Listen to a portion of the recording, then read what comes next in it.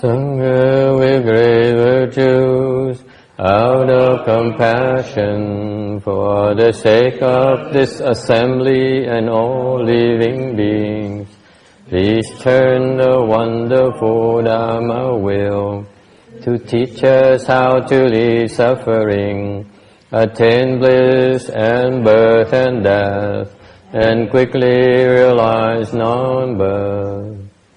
Cung thính đại đức tận tình, vì thứ pháp hội cấp nhất thiết chúng sanh.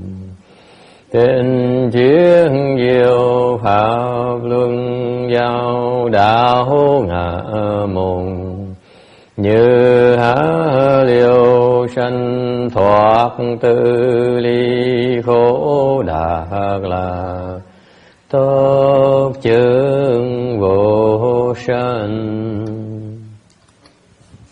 Homage to the blessed, noble, and perfectly enlightened one. Nam mô Sadanto Suche Doye Ola Hadi San Miao Samputo Xie.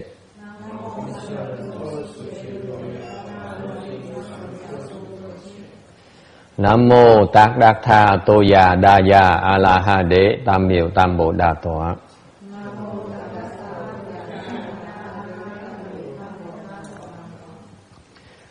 The unsurpassed, deep, profound, subtle and wonderful Dharma, 100,000 million aeons is difficult to encounter.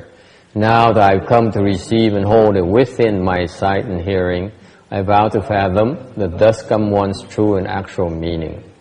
Wu shang sheng sheng wei miao fa bai jian wan jie nan zao yu wo jin jian wen de shou chi Yen Jie Ru Lai Chen Shi. O Buddhas and Bodhisattvas, Venerable Shenhua, Venerable Bhikshunis, all good new advisors Amitabha. Chư Phật Bồ Tát, kính thưa Hòa Thượng Kiên Hóa, kính thưa quý sư cô và quý vị thiện tri thức A Di Đà Phật. 诸佛菩萨、师父、上人、各位比丘尼、各位善知识，阿弥陀佛。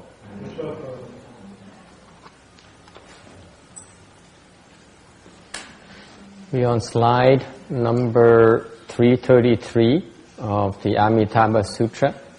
It talks about the section where it mentions that the lifespan of this Buddha is measureless.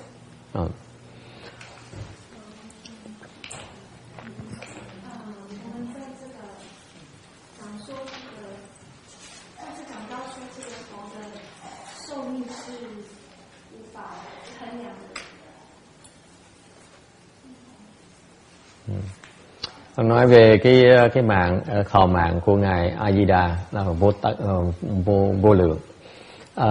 When the mind nature illuminates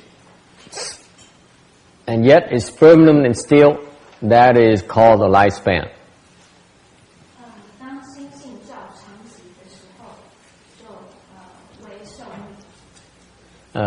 Nếu như anh đang nói về nếu như cái tâm tính đang chiếu mà lúc đang chiếu mà vẫn thường vẫn tịnh thì cái đó gọi là cái thọ mạng.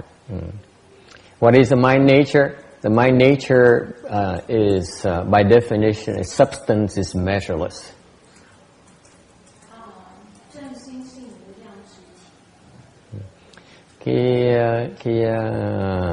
Cái tâm tính cái thể của cái tâm tính nó vô lượng.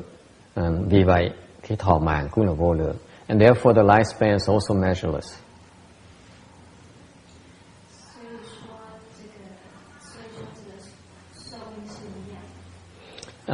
The Dharma treasury bhikshu vows are infinite.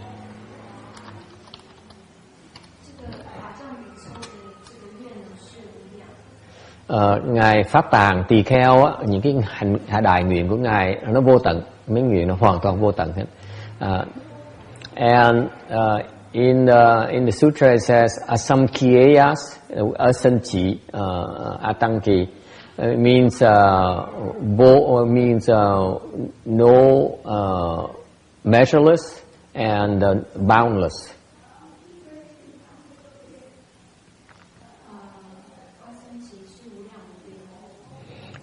Trong kinh nói là cái A Tăng Kỳ là cái chữ phạn này có nghĩa là vô biên, vô lượng, vô biên. And the Buddhas and living beings are level and equal, no distinction in their mind.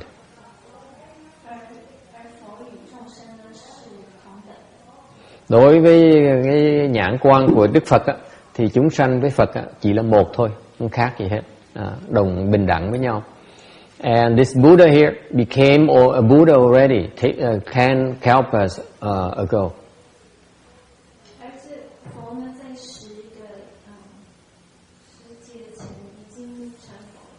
Rồi kinh nói rằng trong Đức Phật A Di Đà này đã thành Phật, đã thành cái Phật quả này đã 10 kiếp rồi. Có nghĩa rằng là những cái nguyện đó phải thành tựu rồi ngài mới chịu thành Phật được. And it means that all his vows, the vows he made on the causal ground, yindi, have come to fruition. And that's why he became a Buddha.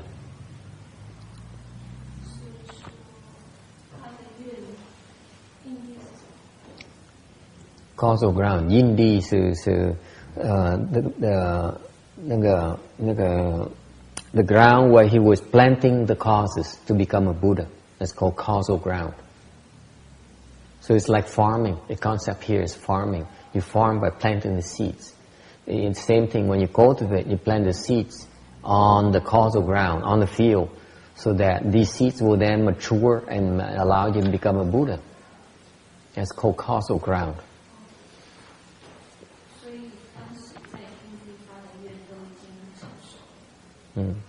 Hồi trước lúc trong cái nhân địa đã trồng những cái chủng tử này, tại bây giờ nó thành thục rồi, thành Phật. Nhân địa là cái gì?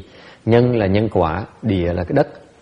Có nghĩa là nói về nó tượng trưng cho cái giống như là trồng trọt vậy đó. Mình muốn trồng thì mình phải trồng cái nhân xong rồi thì mình cái hạt đó rồi thì trong tương lai nó thành cái cây, nó mới ra quả được. Thành cái nhân địa là mình đang trồng trọt, mình đang tu hành cái Bồ Tát đạo. Okay, any questions? Ai thắc mắc gì không?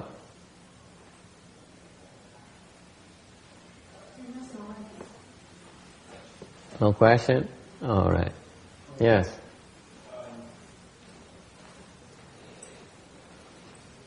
So in my lifespan, you are talking about the beginning and the ending of Amitabha's life. Yes. That is what you mean. Mm-hmm.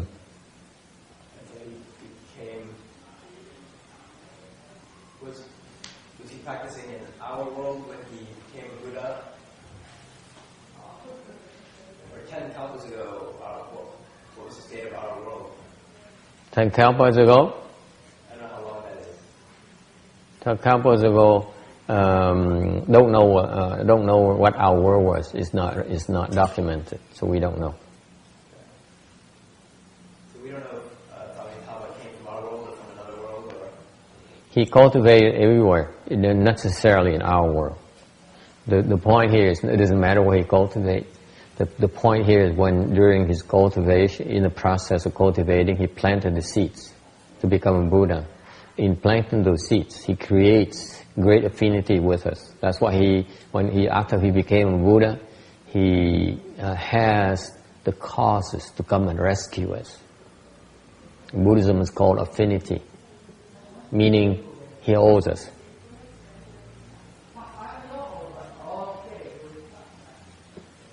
he owes us Yeah, because we supported him. something like that. More likely we owe him. But he likes to say we owe us. He owes us because then it's easier. Then we have to come and collect from him.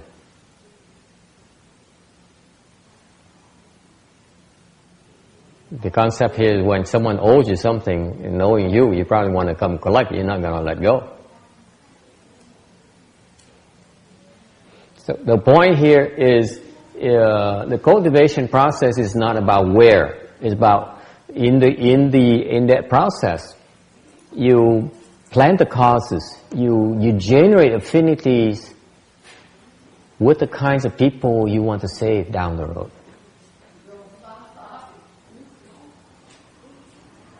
Lúc mình tu, mình thành Phật á, muốn thành Phật á, là mình chọn cái pháp để mình tu. Cái pháp mình tu như vậy á, nó tạo cái nhân duyên cho những cái hạng người mà mình có cái cơ hội để mà tiếp xúc. Tại sau này mình có cái duyên để mình tới mình cứu độ người ta. Tại sao như vậy? Cái quan trọng như vậy này. Cái người nếu như mà người mình dưng nứt lã, người xa lạ, hoàn toàn xa lạ với nhau, trong tương lai gặp lại với nhau, khó có cái sự thông cảm lắm. Cái lý do mà quý vị nghe cái tin cái pháp tịnh độ, mà tin cái pháp tịnh độ đã từng nghe rồi. Thành nghe lần đầu tiên không ai tin hết đó, đúng không? Sao mà tin? Nghe lần đầu tiên mình nói cái pháp của tôi I don't know, too good to be true. Nó quá dễ dàng như vậy. Ai mà tin nổi? Không cần làm gì hết. Chỉ cần cầu cứu một cái là đi vãng sanh lập tức. Cái chuyện ai mà tin được? How is it possible? Là tại vì quý vị đã từng trồng cái nhân đó rồi. Thành bây giờ quý vị có được hưởng cái quả là được lập lại một lần nữa để nhắc lại là tới mà dùng nó đi. Tại lần trước không chịu tin, lần này nghe lại rồi, đừng có bỏ lỡ cái tàu chuyến này nữa. Đó là ý nghĩa của cái pháp đó như vậy đó. Thành nhiều khi có nhiều người chẳng hạn như nhà hàng như mình trồng cái nhân, người ta giúp người ta đi vãng sanh, trồng cái nhân để ta hy vọng ta vãng sanh. Nhưng điều lần này ta ngủ gục chẳng hạn, ta lợi chứng đò cái chịu sao bây giờ? Thành nó có nhiều cái thì lần sau phải chạy tới gặp lại một lần nữa thì nó đỡ bỡ ngỡ hơn. Thành cái chuyện lúc mình tu hành như vậy, các quý vị Bồ Tát á, các chư Phật á, là tu để người ta tạo một cái pháp để sau này giúp tạo cái phương tiện để sau này những cái người đó mình đã tiếp xúc rồi, mình tới mình gặp họ lại, tìm họ lại để mình cứu họ. Thành bởi Phật nói lúc mà cứu phải có cái nhân duyên. Cái nhân duyên đó là tạo từ lúc họ đang tu Bồ Tát Đạo đó. Let me elaborate. I'm not sure what I said in Vietnamese because it depends on who I look at. When I look at different people, I speak differently. So that's my problem. Because as soon as I speak, I forget. Let me explain to you the causal ground. This concept is very important. Each Buddha, before they become a Buddha, they need to practice the Bodhisattva path. Meaning they come into contact with a certain type of Dharma. They choose a certain type of process, method of practice. And during this practice, they come into contact with living beings. For example, we open this temple here. Okay? We're practicing Pureland. Meaning that there's some people like Randy and Jimmy who comes and listen to the Dharma. And therefore, when they come like this, there is a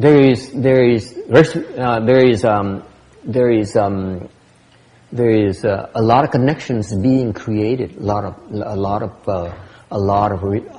of factors are being created, a lot of seeds are being created, and these are the seeds that allow you, that allow the Buddha down the road, when they accomplish Buddhahood, they then contemplate. They say, okay, I have these seeds here. I have these seeds everywhere here. Okay, and my Dharma, my cultivation, during my cultivation before I became a Buddha, I created all these links and all these handles with Thomas, with the text, and with the women on this side here, and therefore now I can go back and use those handles to rescue these beings.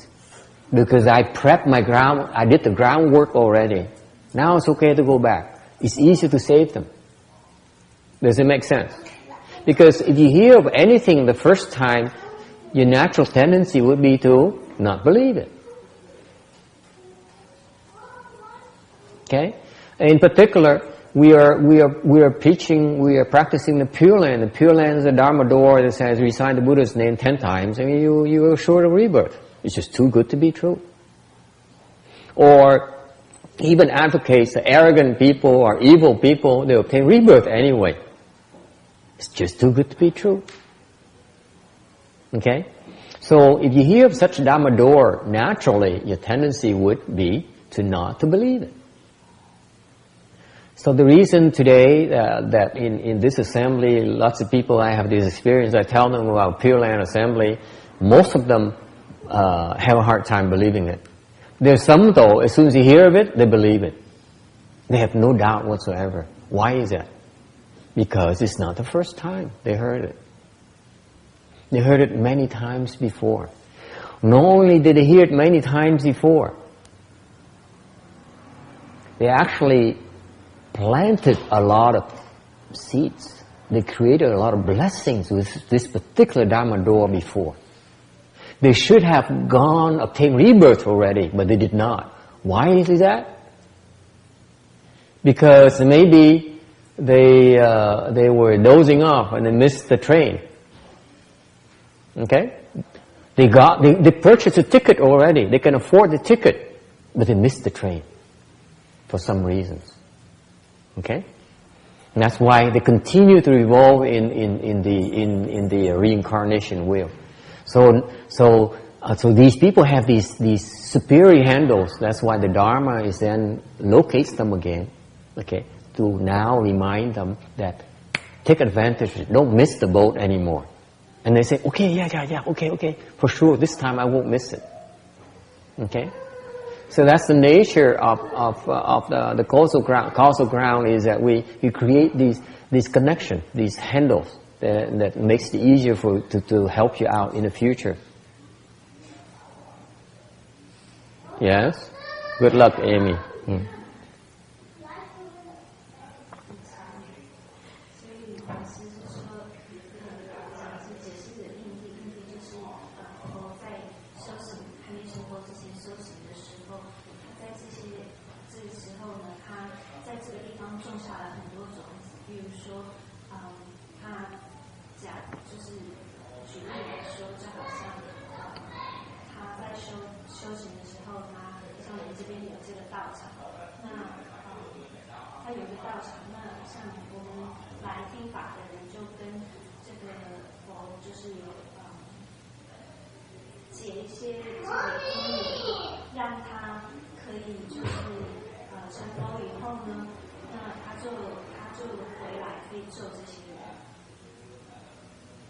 Okay, any questions about this? Ai thắc mắc về chuyện này không? So that's the causal ground. That's the concept behind it. You create all these handles, these connections, so that to make it easier to save these beings in the future. So you're preparing the groundwork to save them, because it takes time. It takes time. Yes.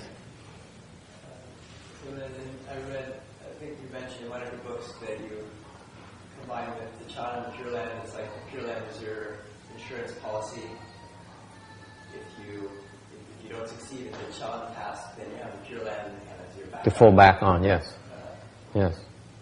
Is there a question there? And so, I mean, I kind of like that approach, but so with basic Pureland teaching, if you have this complete faith in being reborn and you've recited Amitabha's name 10 times, then you're assured of being reborn, is that what?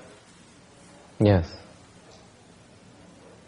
The concept there, go ahead and translate before.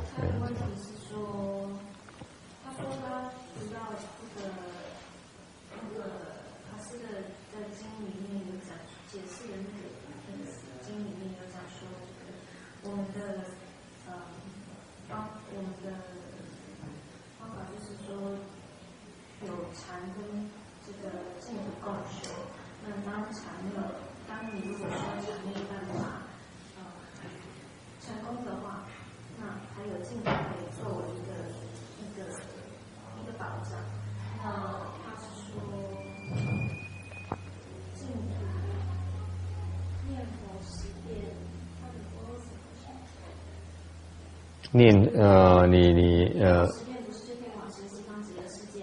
对，念佛十念一心不乱就可以。Câu hỏi là mình cái đường lối mình là mình chú trọng về cái thiền, từ luyện công, nhưng đều cái thiền rồi xong mình đồng tu với là tịnh độ luôn. Tại sao như vậy? Tại vì tịnh độ là giống như bảo hiểm vậy đó. Nếu mà tu thiền mà thành công thì không nói gì, mà tu thiền không thành công ít nhất mình còn cái bảo hiểm là với cái tịnh độ để mình vãng sanh, để mình thoát. Ok. Thì bên tịnh độ thì mình chỉ cần niệm Phật 10 lần mà nhất tâm bất loạn thì mình sẽ chắc chắn sẽ được vãng sanh. Ok. Let me reiterate why we doing this. Nhắc lại cái việc tại sao mình làm cái chuyện này. Ok. We cultivate, mình tu to improve our lot, để mình thăng.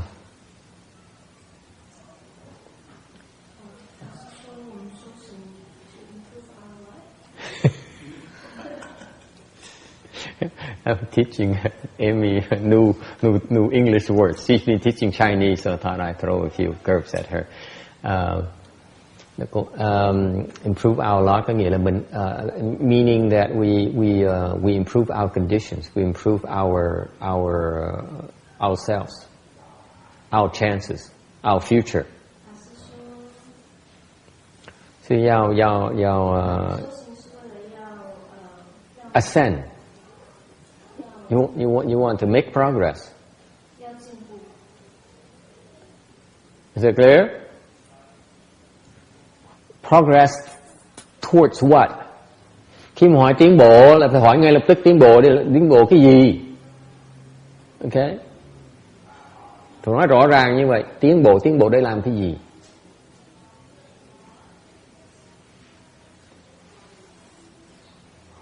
Nếu tiến bộ không chưa đủ, if you say that you want to progress, that's not enough yet. Still too vague. Progress for what? Somebody tells me, I'm making progress. Of course you're making progress. But you're progressing towards what? Right?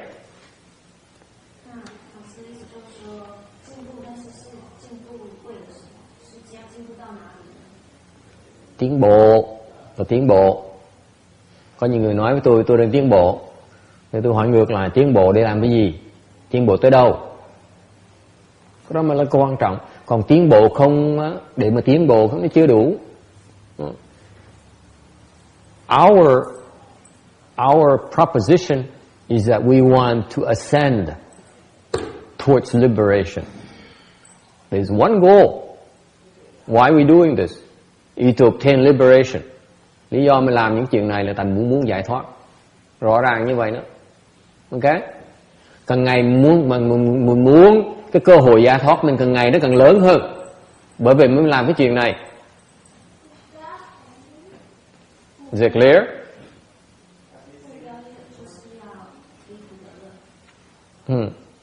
Rõ ràng mình làm cái chuyện này tại mình muốn giải thoát càng sớm càng tốt. We want to obtain liberation as soon as possible. We do not want to wait. Ước may want to take his time because he's enjoying his life, but we don't. Okay? Some people, be very clear about this. Okay?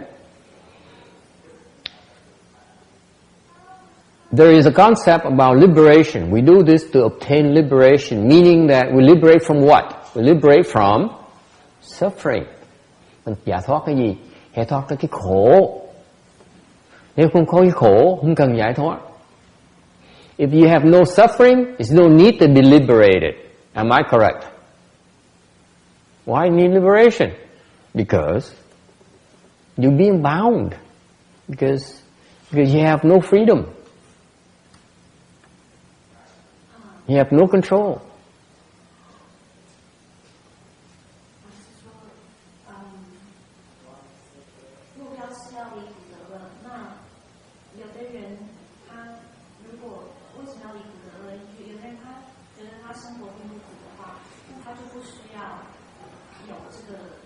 去到一个境界，但是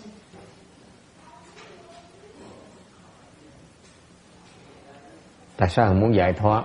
Giải thoát là tại vì mình muốn giải thoát cái khổ của mình. Mình thấy cái khổ, mình không muốn nó, muốn chạy, mình muốn trốn cái khổ. Cái khổ nó đang cột mình lại, cái khổ nó đang hãm mình, cái khổ nó đang làm mình thiếu tự tại. Thành ra mình muốn trốn cái đó. Cái quan niệm rất là quan trọng.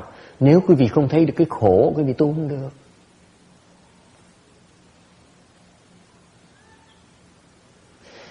Con người ta sống, ta nhìn cái sướng, ta chỉ nhìn cái khổ. This concept is very important, folks. The ordinary people choose to focus on the happiness, their happiness, on the good things only. They sort of hide their heads under the sands, in a sense, when it comes around to talk about unpleasant things. Okay? They're avoiding the issue. They refuse to talk about the things that are troubling them because they, for whatever the reasons. Okay? So instead they want to think about that few minutes of pleasure you get out of the day. If the rest of the day you have to slave to buy yourself a few minutes of pleasure, maybe have a drink after work, or go shopping, okay? Those fleeting moments of pleasure, that's what people live for. They choose to live for. They choose to ignore the hardship. They ignore how difficult, how unpleasant life is.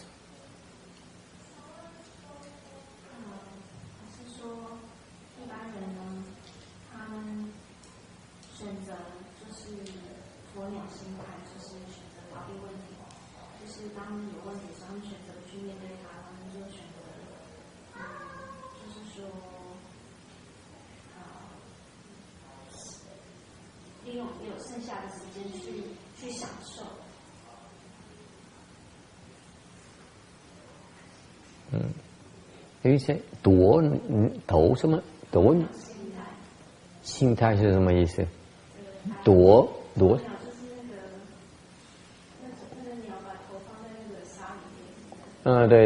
躲是 a monkey, right? A camel, right? 驼是什么意思？驼 okay, right? Send it to me, email it to me, right?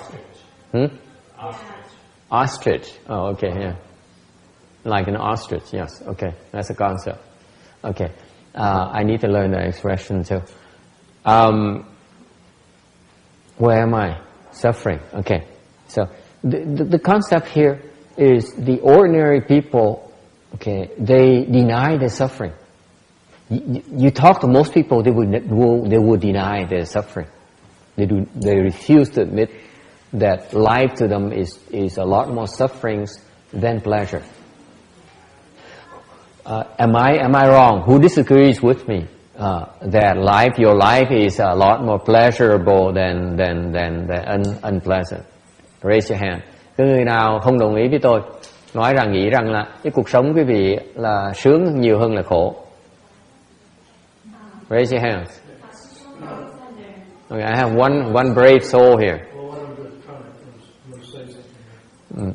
That my life is not, at the moment, more pleasant than suffering.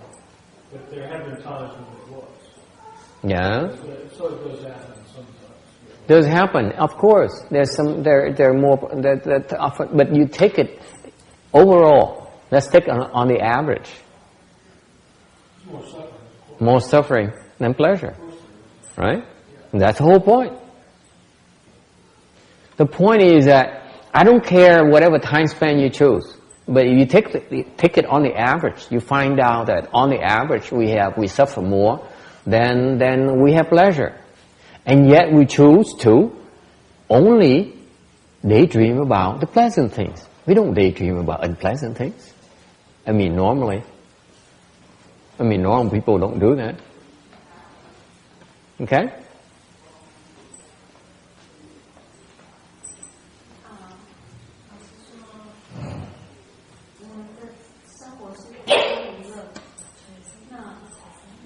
我们就选择就是说不去面对那个，然后就只是整天想着我们的乐章。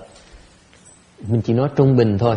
Tại vì có người nói rằng cuộc đời ông có nhiều lúc có cái đôi khi cái sướng nhiều hơn cái khổ, sướng hơn nhiều, rất là sướng. Cái khổ hoàn toàn rất là ít. Như tôi nói cái đó, cái thời gian đó nó ngắn. Nói về trung bình thì cuộc sống của con người, của nhân loại này thì khổ nhiều hơn là sướng. Cái loài người này, con người thông thường người ta chọn mơ mộng về cái chuyện sướng của họ, chứ họ vậy đó, họ phủ nhận cái khổ, họ muốn nhìn cái khổ. Why is that? Tại sao như vậy? Why is that, Jimmy? Why? If there's too much suffering, you hold, just that you can hold on to that desire of little happiness that you think you have. I'm asking you a fundamental question here, folks. Tôi hỏi một cái câu hỏi này rất là quan trọng. Tại sao con người thường không chịu nhìn cái khổ? Tại sao như vậy? Có ai biết không? This is very important. Huh?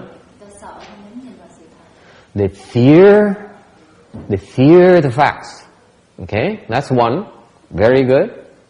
You got that? They fear the facts. Facing the truth is unpleasant.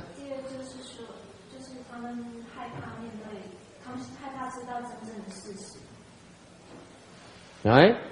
Chẳng hạn có ai mà nghĩ tới chuyện chết không? For example, speaking of the facts, how many of you think about death? Raise your hand. 1, 2, 3. Okay, these are old farts. Mấy người lớn tuổi. Mấy người còn trẻ như mấy ông sung sức, mấy còn khỏe mạnh là không ai nghĩ chuyện đó hết. If you young and healthy, you don't worry about that, right? If you older and you sick, that's when that's when you face with that. Okay. Okay, so the point is that it's very you fearful of it. Okay? What's another reason? Very important reason. Có một lý do khác mà tại sao người đời không chịu nhìn vào cái đó. What's another reason? Very, very important, folks.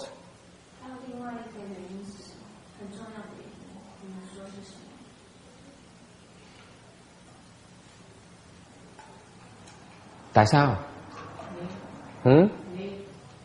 They're confused? This is the problem. See, this is so fundamental. No one ever really thought about it. Even the philosophers don't even bring it up. Mấy người triết gia không đem mới nói chuyện này. Có mình chúng tôi mới dạy mới đem mấy chuyện nói chuyện gì thôi nghe thôi. Tại sao có chuyện như vậy? Tại sao không chịu nhìn cái đó? Why not? Because there's nothing you can do about it. Không dám nhìn là một phần sợ thôi, cái phần lớn hơn nữa, quan trọng hơn nữa là mình nhìn không làm gì được gì hết á. What?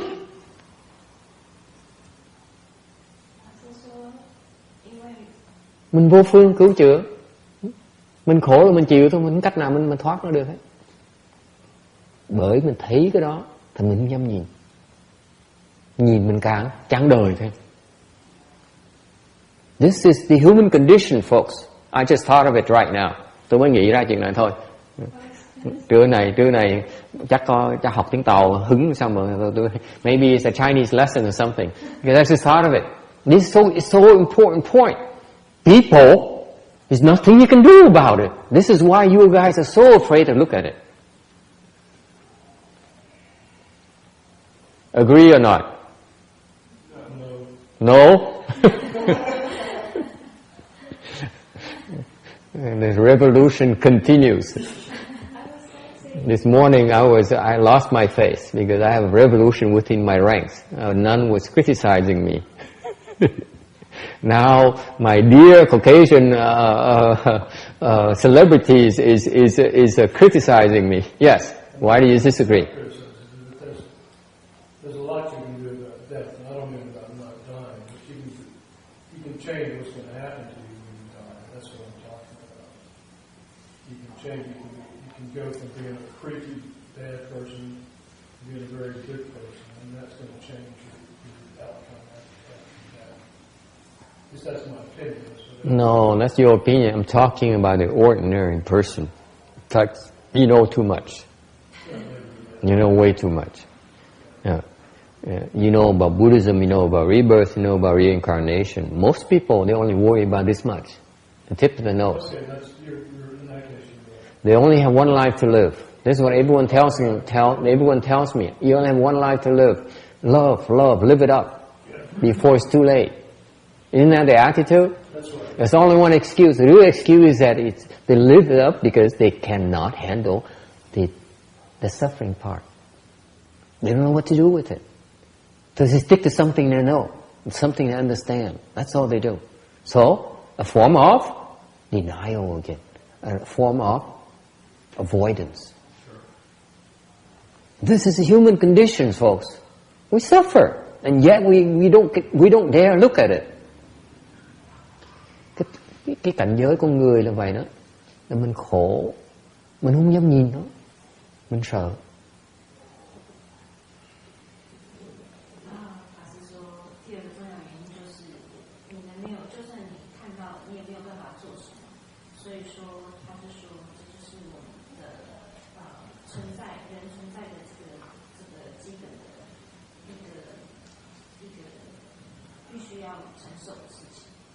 What do you think, Amy? You agree or disagree? I was going to say you deserve it. Huh? You deserve it? The second reason was because you live your life. Well, you know too much. Again, deserve things are you being judgmental. I'm saying the normal. You ask your husband, you ask your family members, except for the people who knows about Buddhism. You ask them, they don't know how to deal with it. It doesn't make sense to look into it because you can't do anything about it. Agree? I open the floor for discussion. What do you think? Yeah, right. Well, my parents are like that. Your parents are like that. They're like that totally. Totally. Most people are like that. Because it makes sense. Because everyone else does it.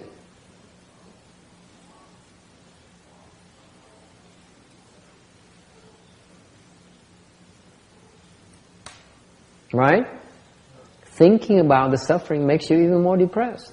It doesn't help. It doesn't help your cause. Well, people that think about suffering all the time generally. So, there's nothing wrong about choosing not to look at it. Okay? Because you can't do anything about it. Okay? However, this is the worst part.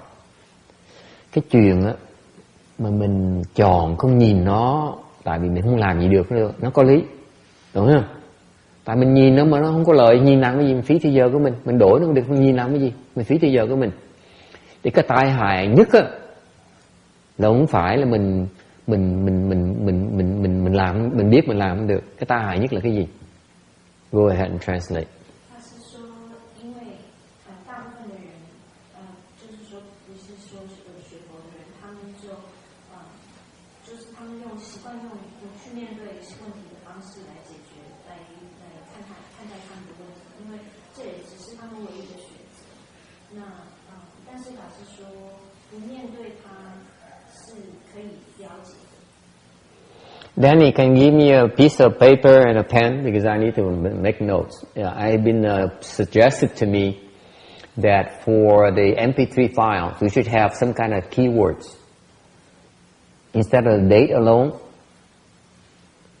on the file by the date, we should have some keywords that says what we covered during the time period so that you can do searches and make it more user-friendly.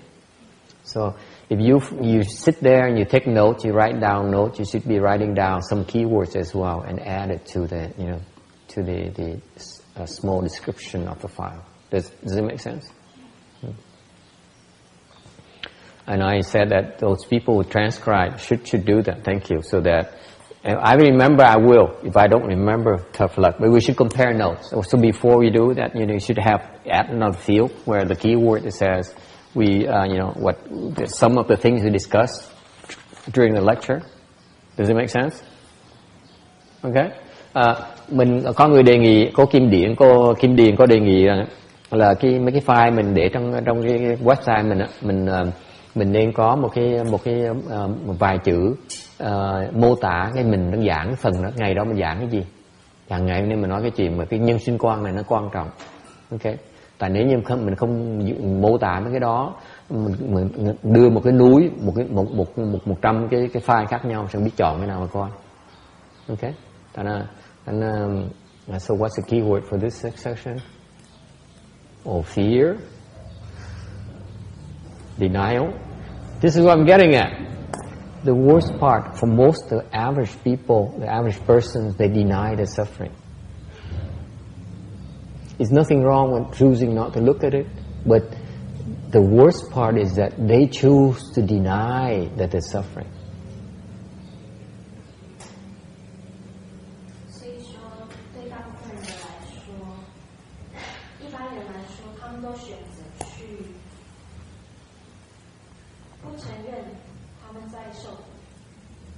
Cái tai hại là không phải mình có cái sáng suốt mình nói là mình nhìn nó không có lời hết, cái đó không có gì sai lầm, cái đó đúng. Cái tai hại nhất á, là mình biết nhìn nó không có lợi rồi, xong mình làm cái gì?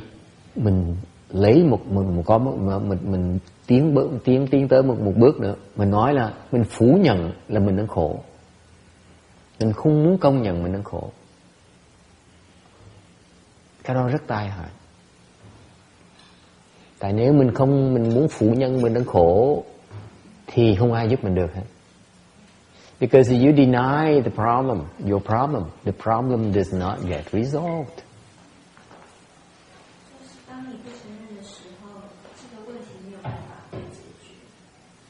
Okay.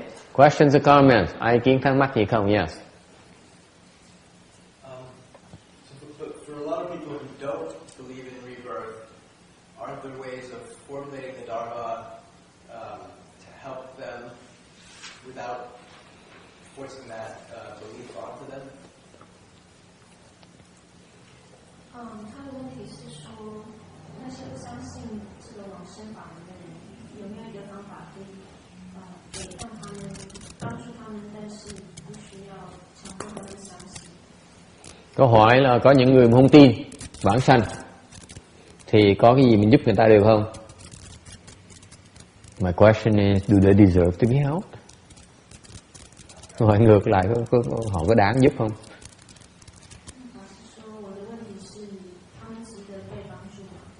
I'm kidding. Okay, I don't want to insult you too much. It's okay to. Tôi đùa thôi.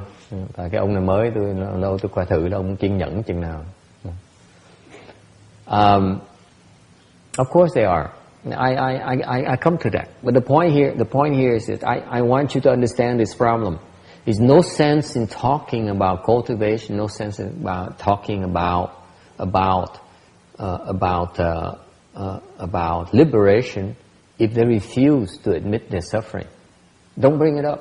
You're wasting time. Thì nhắc lại quý vị, nếu như họ không thấy họ khổ, mình cần nói tu, mình cần nói giải thoát, không cần thiết, tại mình chỉ phí thì giờ họ thôi. Yeah. I have an illustration. Yes. My friend Nick that came to me one time and said, well, Buddhism, they're always talking about suffering. Well, I don't want to suffer. That's a rejected Buddhism. Yeah. Buddhism is so pessimistic.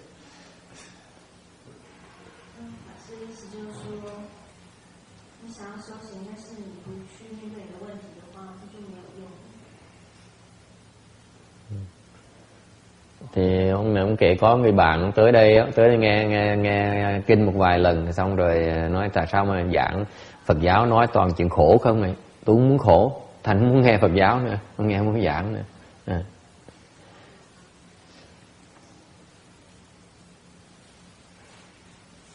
So anyway, the premise here is we cultivate because we want to obtain liberation. We see suffering and we want to get out. We say, we want to stop this. This doesn't make sense. Okay.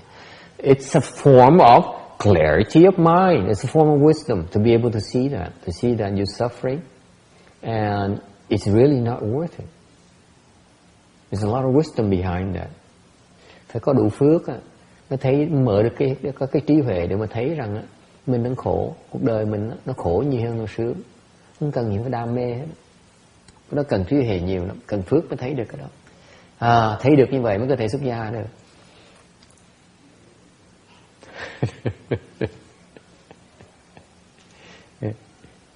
It takes a lot of blessings to be able to see that. Blessings have the clarity of mind. The blessing to be able to see that your life is a lot more suffering, has a lot more sufferings than pleasure. Okay? And that is wisdom. And you have the kind of blessings and wisdoms, then maybe you have a chance to lead the home life.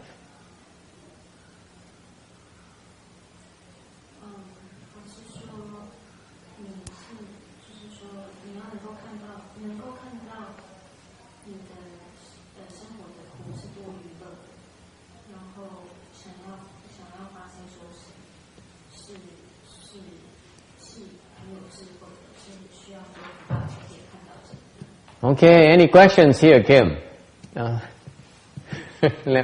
Cô Kim có bàn tán gì không? Sao? What do you think? You agree or disagree? Okay, no opinion. All right. Yes, question here.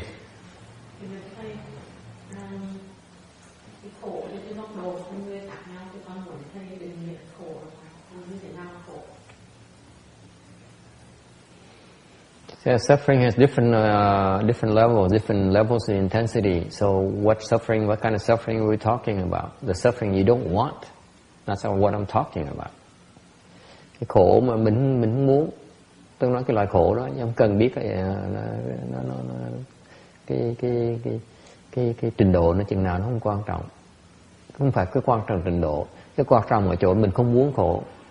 Mặc dù nó ít đi nữa, mình cũng muốn khổ như thường, cái đó gọi là khổ. Còn nếu mà khổ mà nhiều mình vẫn muốn nó thì đó không phải gọi là khổ.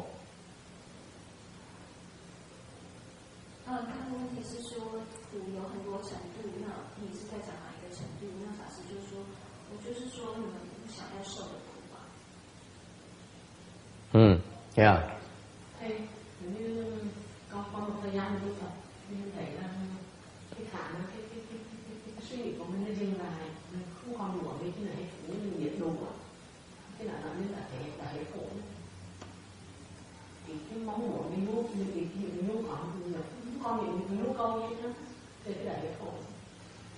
Okay, next question. She changed the subject on me.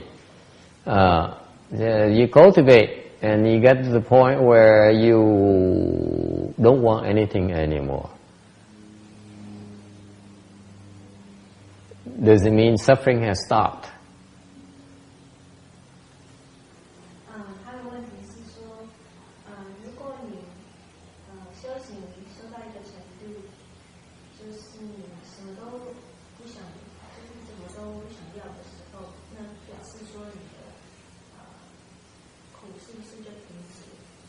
What do you think? Cái vị nghĩ sao? Yes. He said, not yet, because when you become sick, that's when you suffer.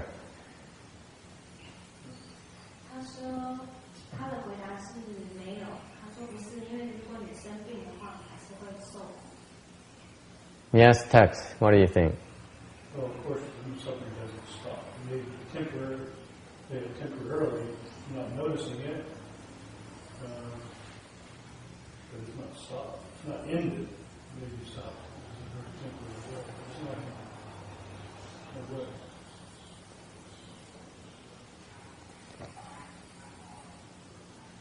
You want to translate that? 他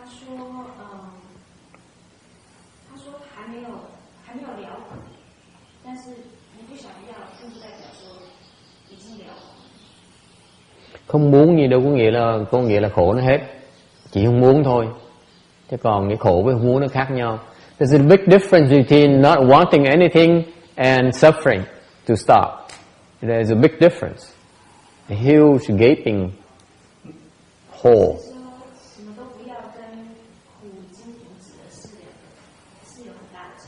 Khác nhau, nó khác biệt, nó xa dễ sợ lắm. Okay? There's nothing. It's still suffering. Cái đó vẫn khổ như thường. Why is it suffering? Yes. So is that is like suffering is like the pain in the legs. It you just able to take it more, but it's there. It's always there. Are you referring to pleasure or suffering?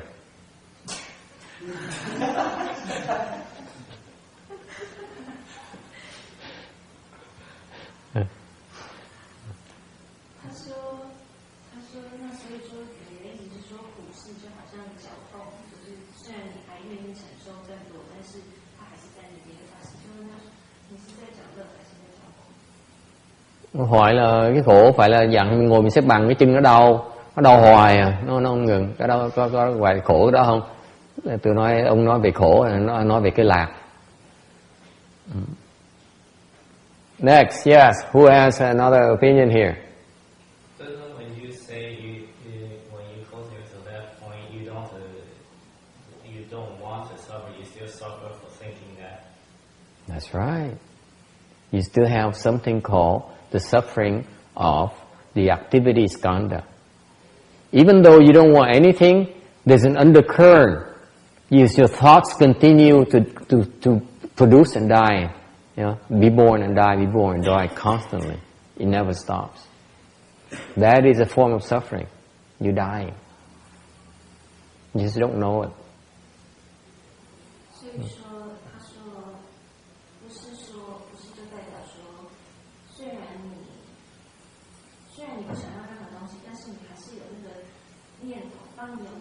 So, 行运 activity skandha. Activity is 行. 所以那个苦就是你行运的苦。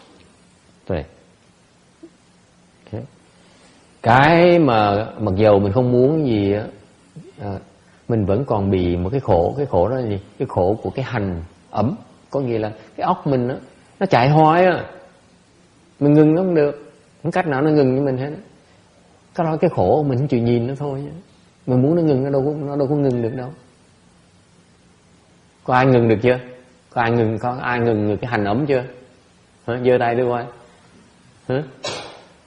Cái đó cái khổ mà quý vị không thấy thôi. Thấy không? Có những cái khổ quý vị chưa thấy được. I'm trying to tell you, you have so many more sufferings I don't dare tell you yet. Poor Amy. She thinks she knows everything by now. Unlike her brother.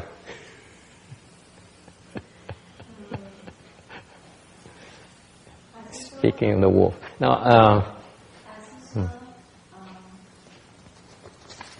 其实后面还有很多更多的苦，就是还没有揭晓。yes, Thomas, question here. Well, one, I was wondering if you could briefly mention how you phrase the skandhas, and then also just if you completely eliminate desire or attachment, wouldn't thinking stop? Eliminate what? If you eliminate, like she said, if you didn't want anything, and you had no desire or no attachment, wouldn't you stop producing? It doesn't. Not at all.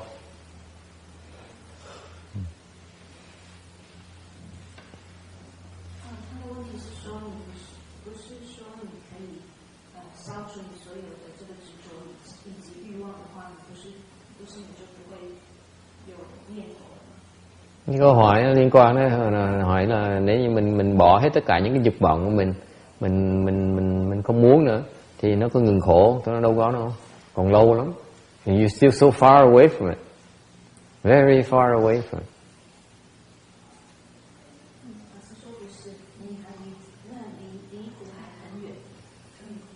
I assure you, you are just so far away from it. I don't know how else to explain it to you.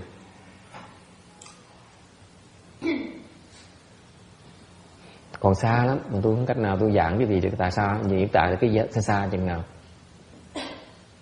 Yeah. Thầy, như thầy nói về cái hành động á, thì khi mà thắng tiếp xúc với trong thì giống như cái đọc cảnh cảnh nó trở nên cái cách hay nhất là giống như bên tiểu thương cũng là người ta đóng 6 căn này, phải cách hay nhất trong thay, giống như là cái hành động nó không còn là ý kiến về cái giả khoan ý trong việc á, thì cái đọc cảnh cảnh nó bị trở lại trong cái thức của mình, thì các bạn cách hay nhất là mình đóng trở lại, đóng cỡ 6 căn. Đó là một cách, nhưng mà chưa chắc là cách hay nhất. Câu hỏi như vậy là câu hỏi cái lý thuyết. Cái đó tại vì rõ ràng cái người này không biết tu, không hiểu cái quá trình tu, thành hỏi những câu hỏi như vậy. Tại tôi muốn đọc sách thôi, mà sách nó có giảng cái phần này, thành tôi cũng làm nơi tôi cũng giảng luôn nè. The question she has is according to the books. The books say that in order to handle the activities skandha, the best way to deal with it is to shut down the six entrances, the six routes. I say yes, that's one of a very good way to do that. But actually, the question demonstrates that this person does not know how to cultivate, because the books does not document these things. And that's why I will not give a straight answer, because it's meant to be vague.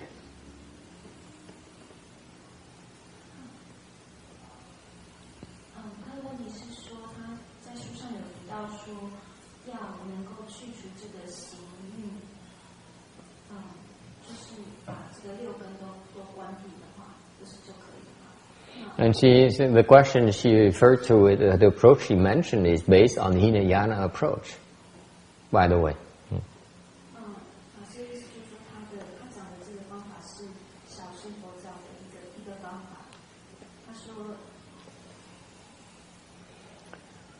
Câu hỏi này á, chứng minh là chưa hiểu cái cách tu, nhất là tôi ở quê nữa, tại vì tôi không hiểu cái pháp tiểu thừa nữa, thành ra tôi không dám đụng họ. Họ tu có cái phương pháp của họ. Họ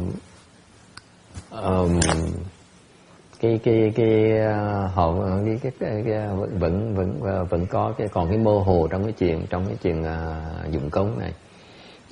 Nhưng đều cái quan trọng ngày hôm nay tôi muốn nói chuyện, không muốn bàn cái chuyện là cái hành ấm. Ngày tôi muốn nói chuyện ở chỗ là cái khổ đó nó vẫn còn, nó còn nhiều lắm, mà có những cái loại khổ mà quý vị chưa khám phá ra được thôi. Càng tu càng cao sẽ thấy những cái loại khổ khác nhau. Cái người bên trí huệ như Đức Phật Bồ Tát, người ta thấy những cái đó, thằng ta nói mình không cách nào mình hiểu được hết. Có lòng tin mới thấy, mình cứ tin tu sẽ tới trình độ đó sẽ thấy những cái đó, thấy những cái khổ đó. Okay. So my purpose today is not to give you an approach or propose an approach to deal with the activity skandha that's beyond the realm of this sutra. My objective today is to remind you that, to tell you that we have all sorts of sufferings that you are not aware of yet. The more you cultivate, the higher you cultivate, the more you realize the kind of sufferings you have. That only those with the high level of kung fu, with extremely high level of wisdom, they see that. They compassionately describe it to us, tell us about it. That's all they can do. And we have no way of understanding what they are.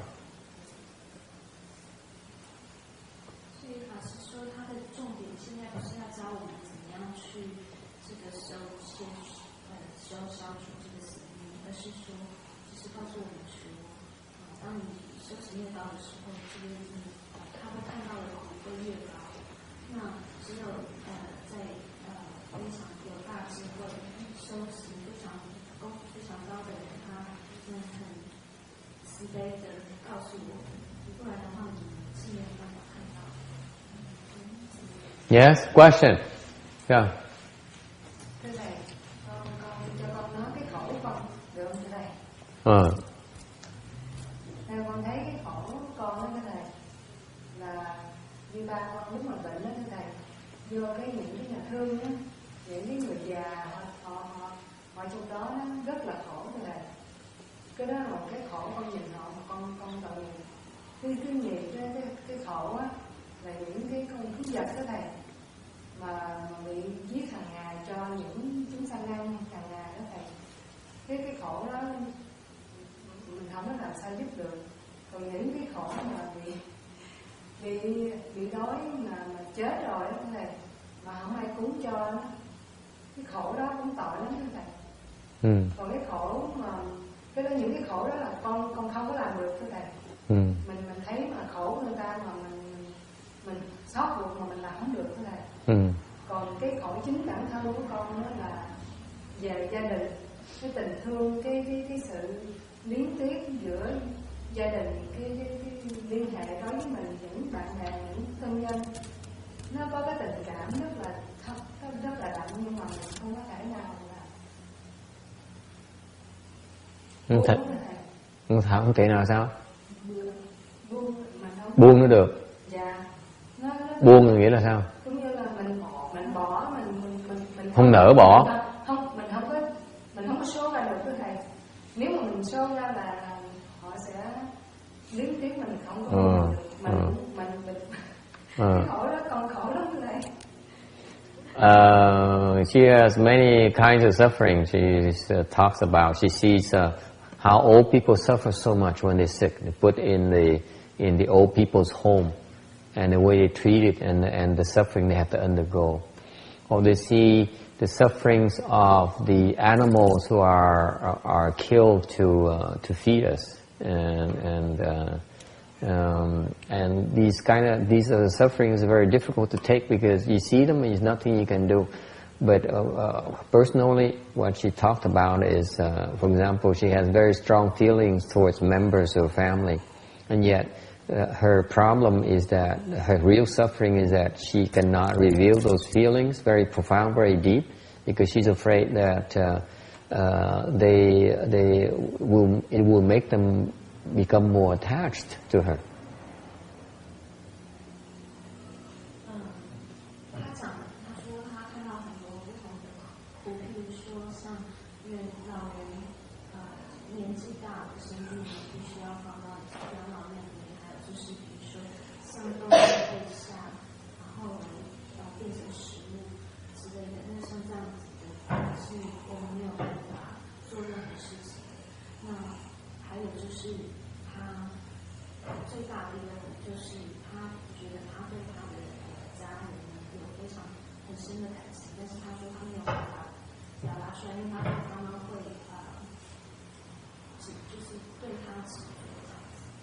Okay, let me go back to the main point. The main point is that why we cultivate. Tại sao mình tu? Tu làm gì? Tu để thoát khổ.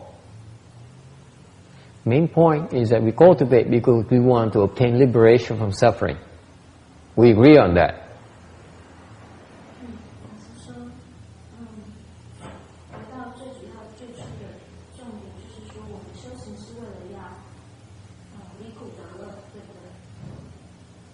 So far so good?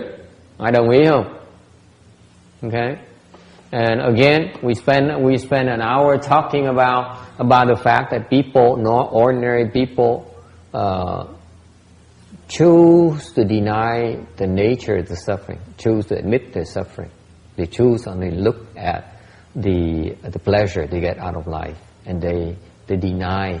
They do not want to face the suffering they really have to undergo.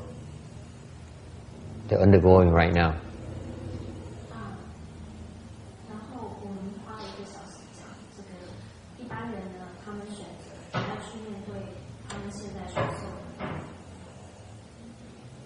I'm coming to you, to your question, Thomas. Be patient. I get there. Nhớ ngày hôm nay mình nhắc lại cái gì á, là cái người thường á, người thông thường á, người ta có cái tật này là người ta không dám nhìn cái sự thật, không dám nhìn cái khổ của họ, tại nhìn không có lợi gì hết. Thành ra nó không có tai hại trong đó. Cái tai hại thiệt sự của trong cái sự kiện này là chỗ là người ta biết nhìn cái khổ nó không có lợi gì hết, nhưng đều người ta tiến thêm một bước nữa, ta nói là người ta không khổ, ta phủ nhận cái khổ người ta. Thành như vậy nó rất là tai hại. Cái người mà có trí huệ thấy được á, mình khổ, người có phước thì thấy mình đang khổ, thấy được cái khổ của mình, tìm cách mà giải thoát cái khổ thì sẽ giải thoát được. If you have you have the wisdom and the suffering and the blessings to be able to see that you're suffering, then you have a chance to resolve your suffering. We agree on all that, right? Mình đồng ý phải không? Nếu mình thấy được cái vấn đề mình mới giải quyết được chứ. Mình cứ phủ nhận chừng nào mới giải quyết xong.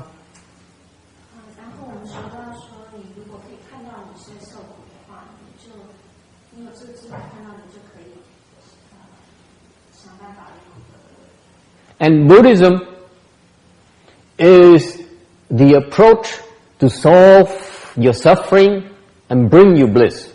We have an approach. The Buddha says, I know how to do that. I'm going to teach you how to do that. You're willing to learn. With no uncertain terms.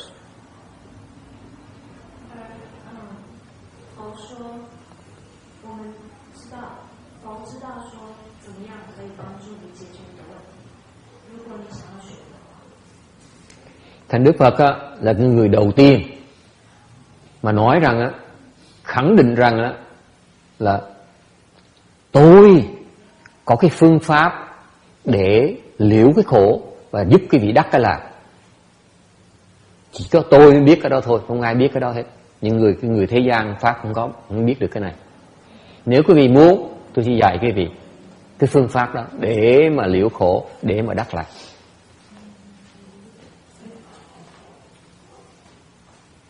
Okay? And so if you buy that, you cultivate, okay? That's how you ascend. Nếu quý vị tin như vậy, theo đó mà tu là sẽ thăng. No two ways about it, folks. You will ascend.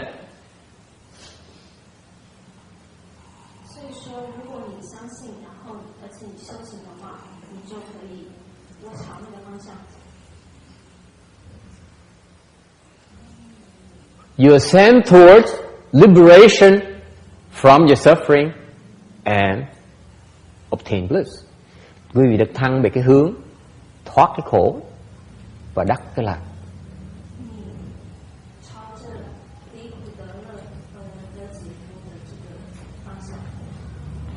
In that process, you'll be able to understand the nature of your suffering.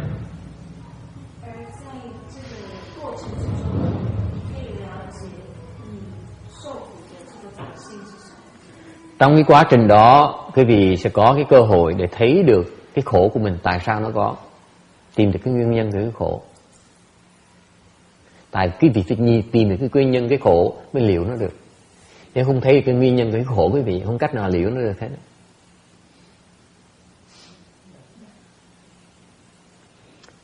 In that process, you'll be able to see the cause, the reason for your suffering. Because unless you see the reason for your suffering, the cause of your suffering, you have no way of ending the suffering.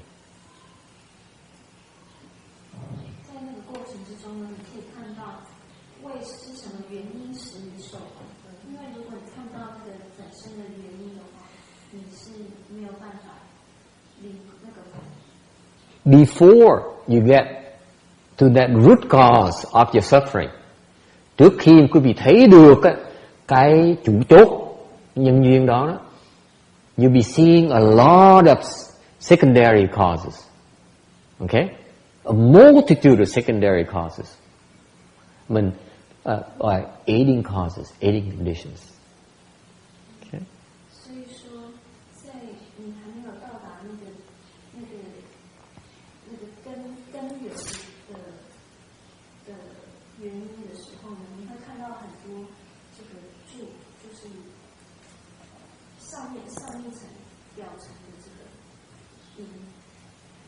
Trước khi mà quý vị có thể thấy được, thực sự thấy được cái chủ chốt nhân đó, thì quý vị phải thấy cái phụ duyên đó trước. Quý vị sẽ thấy được vô tận cái phụ duyên nó tạo cái khổ của mình. Tại vì lúc cái trường hợp, cái trình độ này á, chúng ta chưa thấy được cái chủ chốt nữa, mình chỉ thấy được cái phụ duyên thôi, sức mình chỉ chừng đó thôi. Phước mình chỉ chừng nữa thôi. Why is that the case? Because you do not have enough blessings yet to see the root cause. You see it, you deny it. Okay? All you are able to do is see secondary reasons.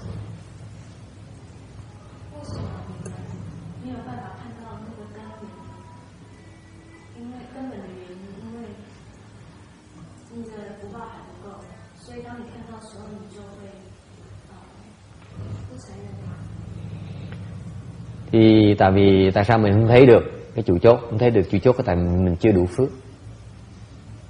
Cái phước mình nó chỉ cho phép mình thấy được cái phụ duyên thôi, không thấy là cái chủ nhân được. Okay.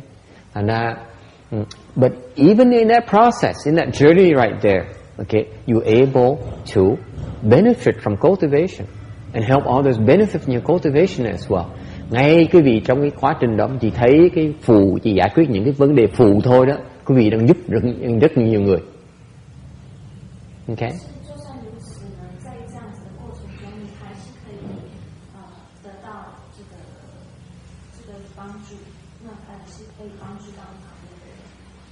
Questions or comments? Ai có ý kiến thắc mắc thì không? Yes. It's okay. What is the root cause? The root cause? Oh, well, I tell you one of these days.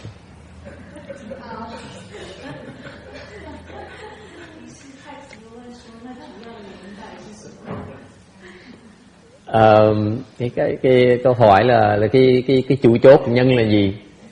Tôi nói để trong tương lai tôi sẽ kể quý vị nghe. You want to hear today, you want to wait? Ngày nay muốn nghe hay là quý vị muốn đợi? Anyone wants to hear today? Raise your hand. Huh? No? Okay. There's some people who do not want to hear today. I cannot tell it if they don't want to hear about it. Có những người, có vài người không muốn nghe, mình đâu có muốn phá người ta làm cái gì. So it doesn't matter, right? Even whatever I tell you doesn't matter anyway. Có người nói tôi đang phủ nhận, trong cái trạng thái phủ nhận, thì nói như vậy cũng sao, nói gì cũng sao hết.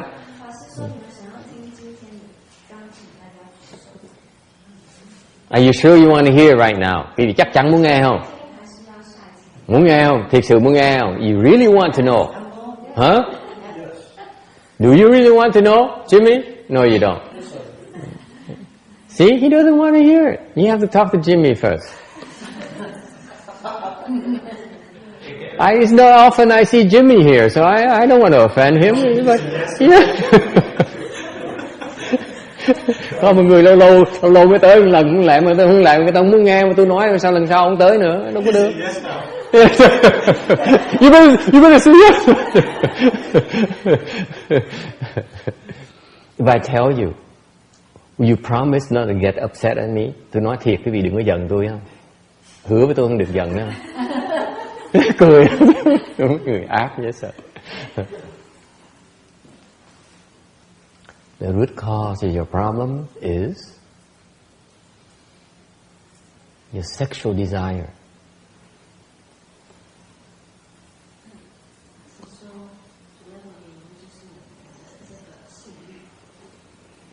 Cái nguyên nhân chính chủ chốt á là cái lòng dâm dục của quý vị. Ai cũng im thinh thít rồi. It's so quiet now. I can hear a pin drop. Ding.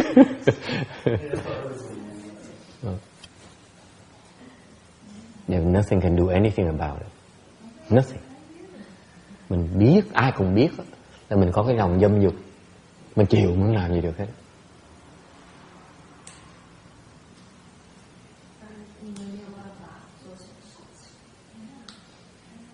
Có ai không đồng ý không? Yes, Lan disagrees. Hả? Có dâm không? hỏi thẳng như luôn. Có dâm không? Không. A lady said she does not understand. I said, can you elaborate? I said, you have sexual desire. He says no. Then you have no problem. Sao khổ được? Nếu không có dâm sao khổ được? Cái dâm dục là nó chủ chốt hết tất cả, nó tạo hết tất cả cái khổ của mình.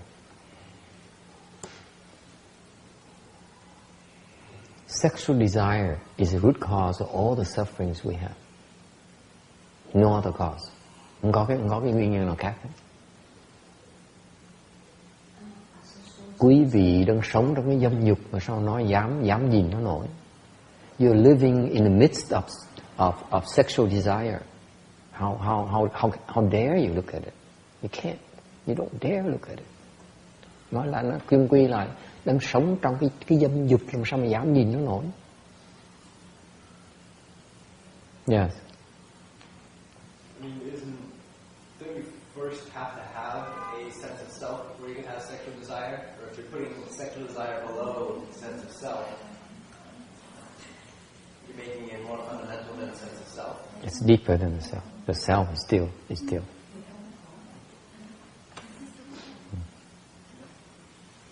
Still high level.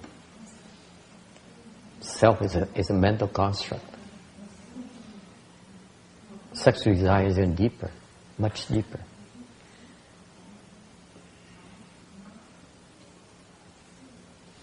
Okay, and if everyone understands, then we don't need to discuss it further. Ai cũng hiểu đâu cần nói chuyện nữa, đúng không? Đâu có ai dâm dục đâu. You don't have to worry about sexual desire, right? Yes. If you notice that all of society is organized around manipulating people through sexual desire. It's about all sexual activity. We nurture it. We praise it. We encourage it. We perpetuate it. We build our world around it, folks.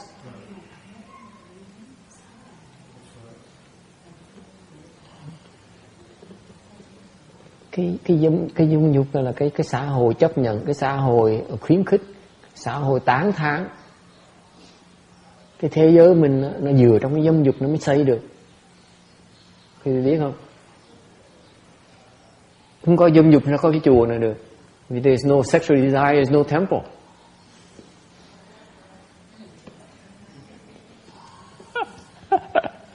It's a multi-level joke. Some of you joke, some of you enjoy it, some of you don't.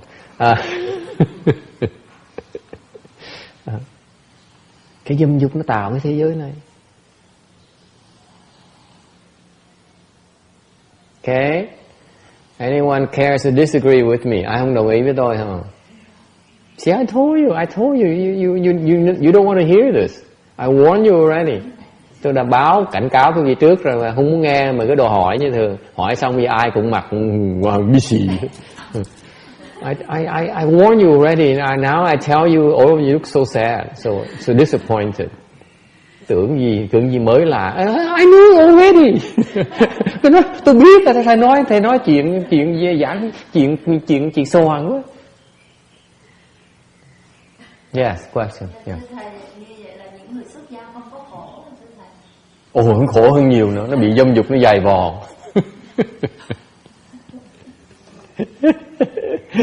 Well, she asked a question that's kind of personal. She says, so does it mean that leftful people have no problem? They have no sexual desire?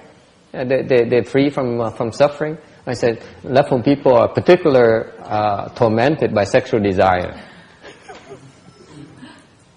Why is that? Tại sao như vậy? Tại cái pháp là pháp liễu, cái dâm dục mà. Nó tới nó hành cho chết luôn á. Đâu có dễ vậy, nó đâu có tha dễ dàng vậy. Lo vãng sanh nó dễ hơn. Cái liễu dâm dục nó khó hơn là vãng sanh nữa. Vãng sanh dễ hơn nhiều.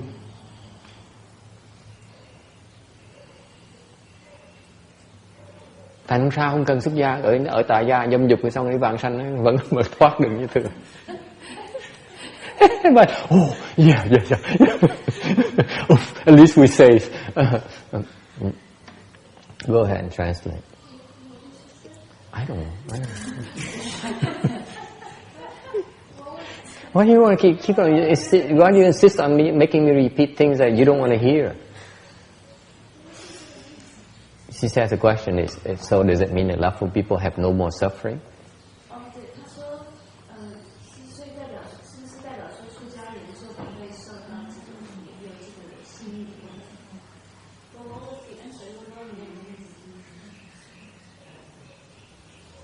So the answer, did I answer in English or only Vietnamese?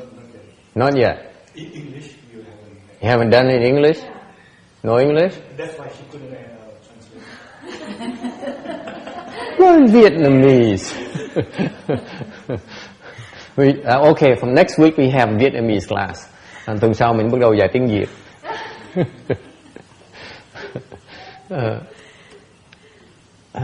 What was the answer here? Oh yeah. The question is does it mean left home people have no suffering, have ended suffering? I say no, of course not.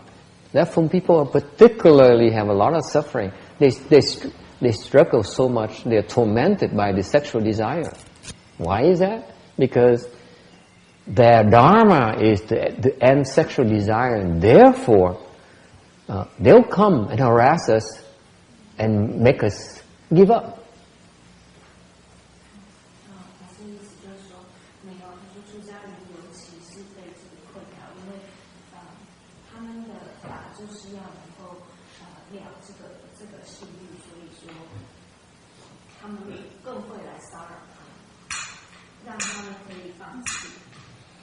Let me tell you, it's much easier to obtain rebirth through Pureland as compared to ending the sexual desire. So that's why I'm telling you, all of you, I'm giving you the good news, Amy. It's okay to have sexual desire, stay, do not lead a home life, and at least go for rebirth. It's much easier.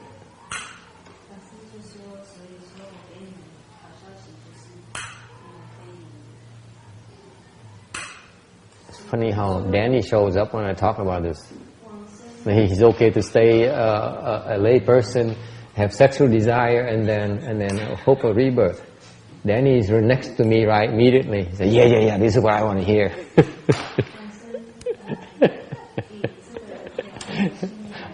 What a coincidence. Wow.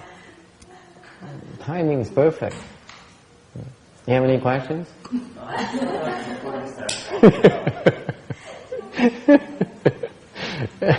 Any questions here? Anyone has any questions?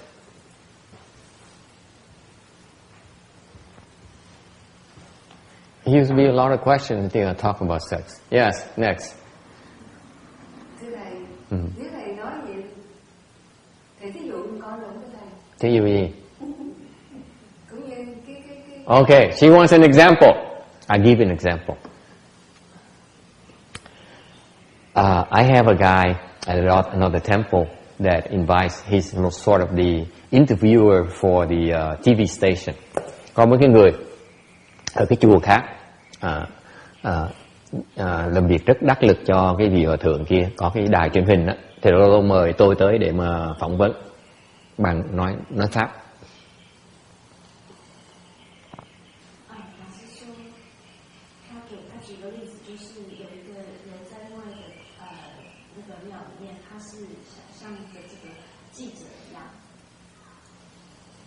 Yeah. He's very unusual. Người này đặc biệt lắm. Tại vì he's in his 50s, hơn 50 mấy tuổi rồi. He reached third dhyana, and he's quit his job, stayed home to help take care of his mother, who is invalid. She's bedridden.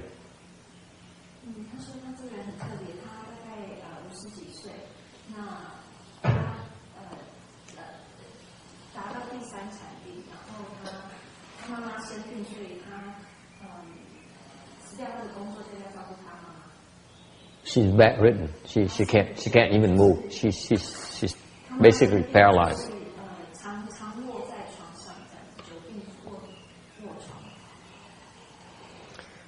And this person is most remarkable because he's very filial. Every day he takes care of his own mother. He gives up everything. He doesn't have a life. His life revolves around taking care of his mother.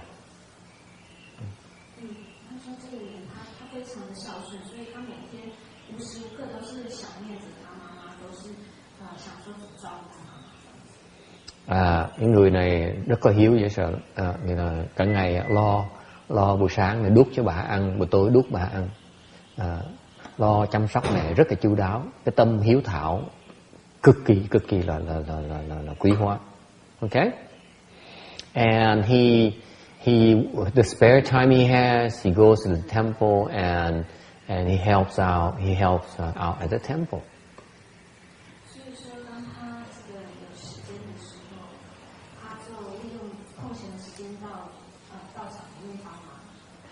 Thành ra cái thời giờ mà rảnh rang thì tới chùa để làm giúp việc chùa. So it seems like, as an editorial comment, it seems like the people who work around the temple are usually jobless. They can't find a job. Tại mấy người ở chùa làm gì ở chùa toàn là mấy người thất nghiệp hết. Anyway, he knows a lot. He understands a lot about Buddhism. Ông này cũng hiểu Phật pháp nhiều lắm. Tại sao? Tại phải cần nghiên cứu Phật pháp mới phỏng vấn mấy ông thầy. He's an interviewer, therefore he needs to invite and he needs to provide a conversation. Choose a topic to talk about with the left home people. So, for example, he invited me to the show for half an hour. Then he chooses to ask me to. He prepares a topic. He asks me to talk about Chan, talk about this, talk about that. Okay, so he's very knowledgeable about Buddhism in general. And he reads books and books and books on Buddhism.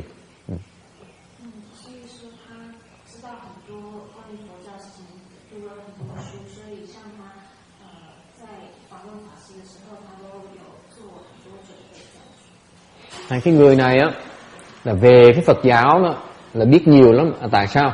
Tại vì cái người làm phỏng vấn mấy quý thầy, mấy quý cô mà thành ra nửa tiếng như vậy phải đàn mấy năm trời rồi. Cứ bàn mấy cái chuyện nó có gì có thích thú với khán giả mới nghe được. Thành ra người này chuyên môn đọc sách về Phật giáo rất là nhiều, đọc rất là nhiều sách, biết nhiều, rất là nhiều. And when I first met with him, he was shocked because I quoted things that were not written in any books. Lần đầu gặp tôi á, hơi lạ một tí, tại vì tôi nói chuyện toàn không nói chuyện trong sách hết đó. Tôi trích mấy cái chuyện mà không có sách nào mà kiếm ra được hết.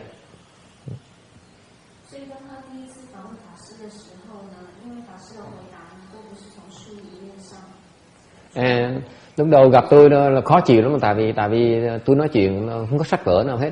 Thành ra lúc đầu ông không tin, rồi xong từ từ kể chuyện ông mới thấy ông thấy thiệt sự mình có cái gì đó, ông cũng đầu không tin. So gradually he begins to believe because he begins to understand more the perspective that I began to correct his things that he was wrong. Tại vì tính tôi như vậy đó, người ta sai, cái người tâm tôi muốn học đạo đó, thì tôi chỉ người ta sửa lưng giùm người ta hỏi mình phải sửa. Thành lúc đầu nó hơi lủng củng, để sửa một thời gian ông hiểu rồi thì ông tin, ông thổ lộ với tôi như vậy, ông nói rằng người đời á đang mê cái chuyện gì tầm bậy tầm bạ không xứng đáng. Con là con muốn tu thôi. Dễ sợ không? Người tại gia đó mà nói như vậy còn hơn rất nhiều người xuất gia nữa.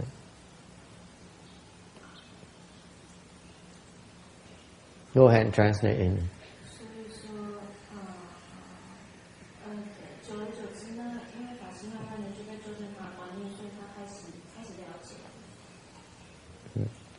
Thì xong thời gian rồi tin tưởng lắm rồi ông mới thổ lộ với tôi.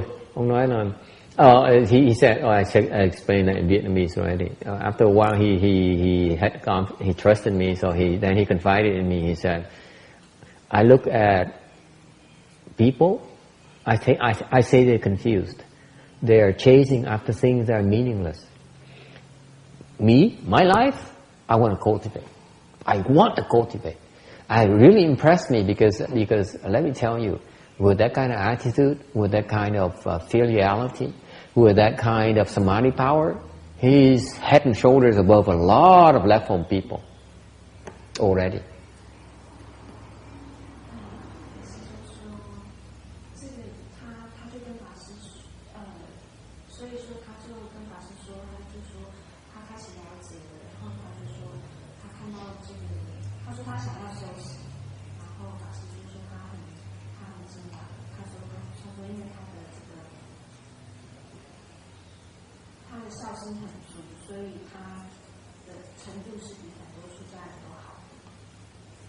Okay, so far so good, right?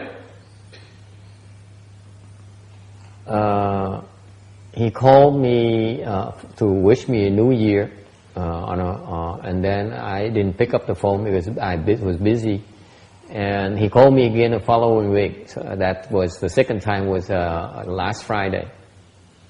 And he said, I want to wish you a happy new year. The second time. Because the first time he left a message, I didn't pick it up. So he left a message wishing me a new year, wishing me a happy new year.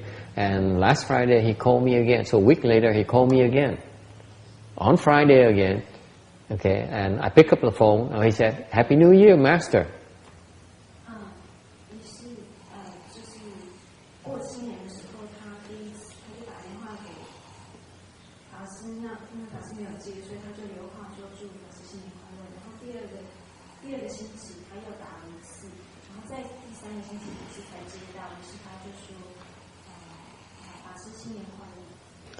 Thì thứ sáu vừa rồi ông gọi tôi điện thoại lại, tại thứ sáu tuần trước nữa ông gọi mà tôi không trả lời, tại tôi bận quá tôi không trả lời nữa. Thành ra ông tuần trước ông lưu lại một cái vài lời, ông nói là chúc thầy năm mới, dài dòng, nói chúc thầy năm mới chúc mừng năm mới thầy. Xong thứ sáu vừa rồi ông gọi thêm một lần nữa, lần này tôi trả lời điện thoại thì ông cũng nói lại, ông nói là con muốn gọi để chúc thầy năm mới. Xong rồi chuyện gì biết không? Ông nói là ông năn nỉ tôi là tháng sau đi dự cái lễ hôn nhân của ông. So he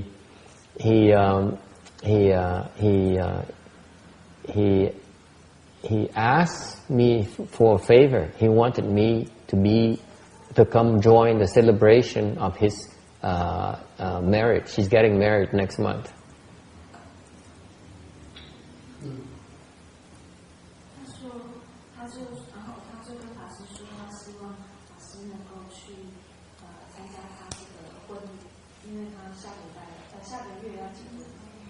Tháng sau lấy vợ rồi, năm mấy tuổi lấy vợ rồi. Nghe có hiểu không nào? I'm asking Lan, do you get it? Lan says, no, what's wrong? There's nothing wrong with that. Có gì đâu, nó có gì. Muốn tu một cái là ma nữ nó tới nó chụp ngay lập tức. Đừng có dại nghe chứ. Không tu không sao hết đó. Nói mà tôi muốn tu một cái là ma tử nó tới nó chụp đầu ngay lập tức. If you say you don't cultivate, no problem. You say let me enjoy my life, have a good life, you have no problem whatsoever. As soon as you say I want to cultivate, the heavenly demons, the demon come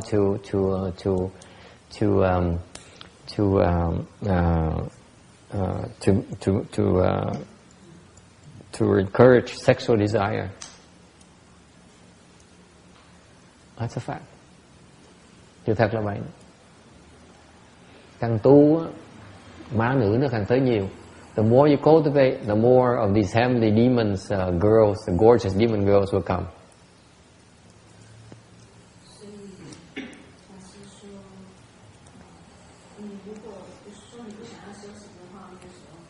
Or handsome demon man.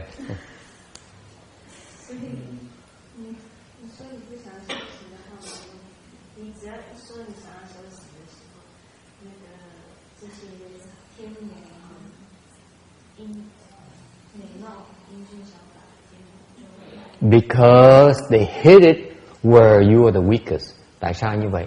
Tại cái chỗ đó là chỗ nhược của chúng ta. Chỗ yếu nhất của mình là chỗ đó. Nó phải tới nó đánh chỗ đó. Không cách nào mà né chỗ đó được hết. You cannot avoid it.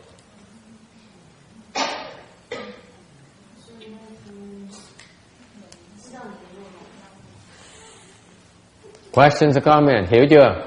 Nghe ví dụ được chưa? Nghĩa là mới gọi là chưa nói chuyện xuất gia nha, mới nói chuyện là tôi ở tại gia thôi đó, tới chụp đầu ngay lập tức, đừng nói chuyện tu nữa.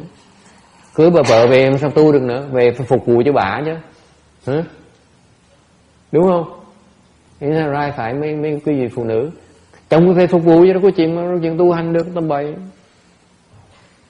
What if the wife is also gonna do with him?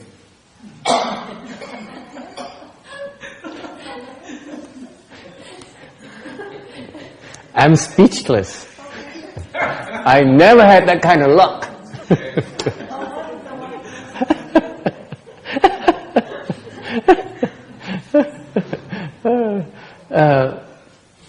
Có người hỏi vậy trên trường hợp mà bà xã bà muốn tu sao? Tôi nói tôi điếng người luôn, tôi cứng họng luôn. Tại sao vậy? Tôi chưa bao giờ được cái may mắn như vậy hết á. Sư bà thấy thầy nói giảng pháp gì đâu không, nói chuyện giống dục không à?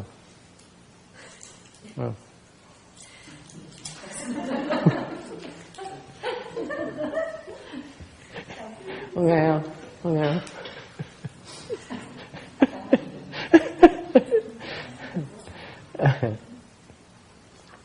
Nó đừng có tưởng, đừng thoát vậy đâu. Nó tha, nó đợi thôi, nó đợi thôi.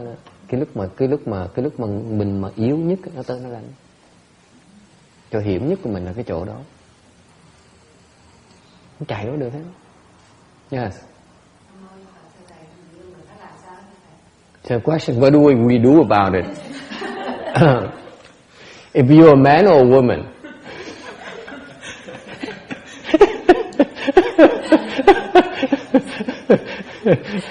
you know, there's scissors and knives. Oof. It's still suffering, you know. Never mind, I'm kidding. Yes, Danny.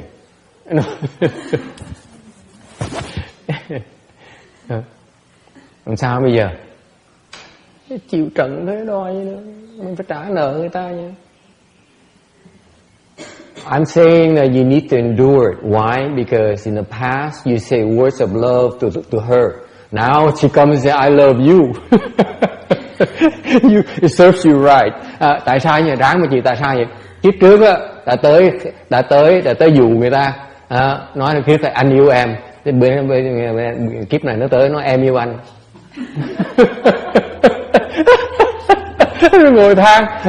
ngồi than với nhau. Nói tôi đâu có làm gì đâu, tôi muốn tu thôi, chỉ muốn tu thôi. Không có dễ vậy. Cứ phá rồi xong rồi chạy nợ.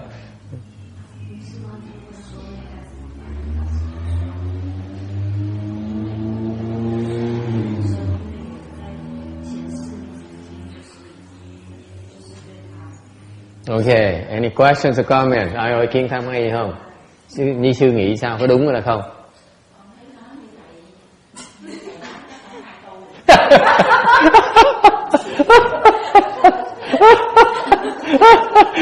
She violently disagrees with me. She says the way you put it, no one can cultivate. That question.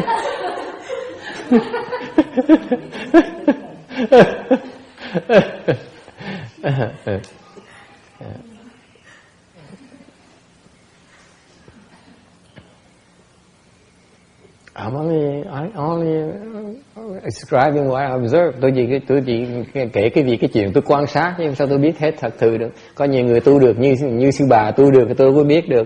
Còn mấy người mà không tu, phần lớn tôi thấy người nào tu không được hết. Có mấy người ở chùa Báo Ân này họ giỏi, họ tu được, chứ tôi thấy tu khó khăn quá. My reply is that I only relating to you what I observed.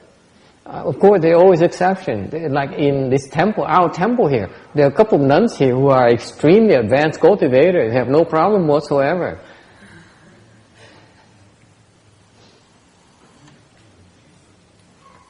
Any other questions, comments? Có ý kiến thắc mắc gì không? Yes, Thomas. I was just wondering about this question. It's obviously sort of relevant to my personal situation, but what do you think about the possibility of two people being in a relationship yet both cultivating well? Of course, it's possible. Yeah, ask the Tibetans about it. I'm kidding, of course. Of course, it's possible. Yes, absolutely. Because the patriarchs, the Chinese patriarchs, have a lot of such examples. Venerable Xu Yun, for example, he has 2 wives. 2 wives at the same time, in the same bed, and no sex ever. And they're pretty too. We're not talking about. Yes. No, my question was, do they cultivate too, or are they? Yeah. They cultivate. They don't know what they're doing, but they cultivate. They refuse to have sex. I said, no, sex is impure. It's ugly. Do they cross their legs and sit? No, probably not. You think people know how to cross legs? They don't.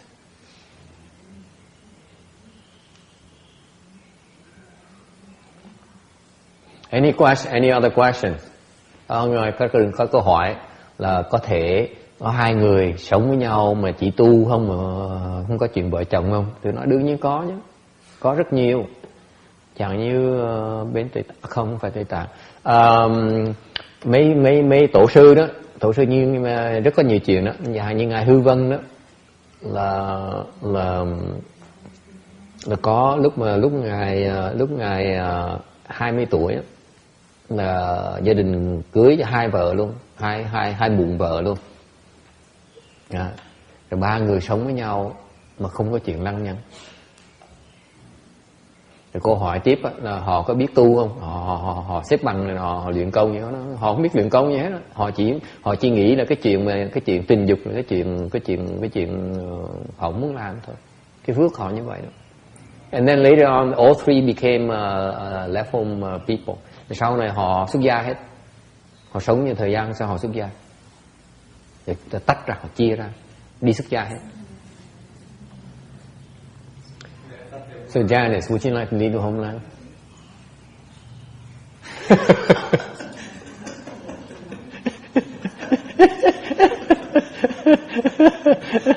You want to talk to your husband first? Hey Jimmy, is it okay if she leaves her home life? Yeah. Yeah. Just because Ước is right behind me, so and there Randy is. Never mind.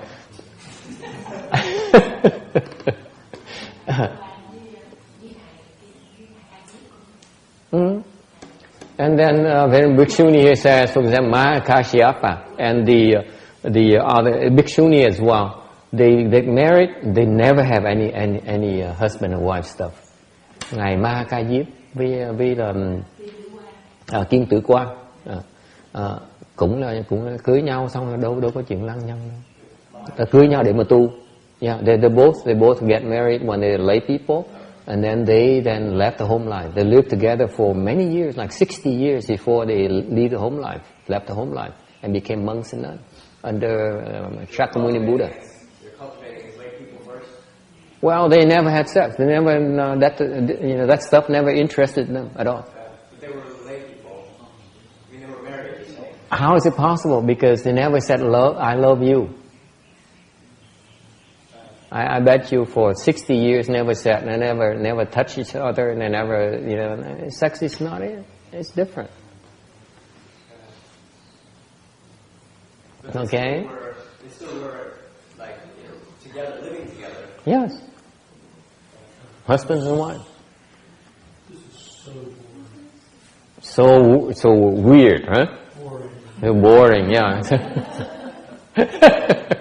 Ông đừng nói sống như chán chết, sống làm cái gì? Yes. So the love of husband, father and the son is also a kind of sexual desire. What? Is that a form of sexual desire? Parents love parent child. Is that a form? I'm not going to touch that.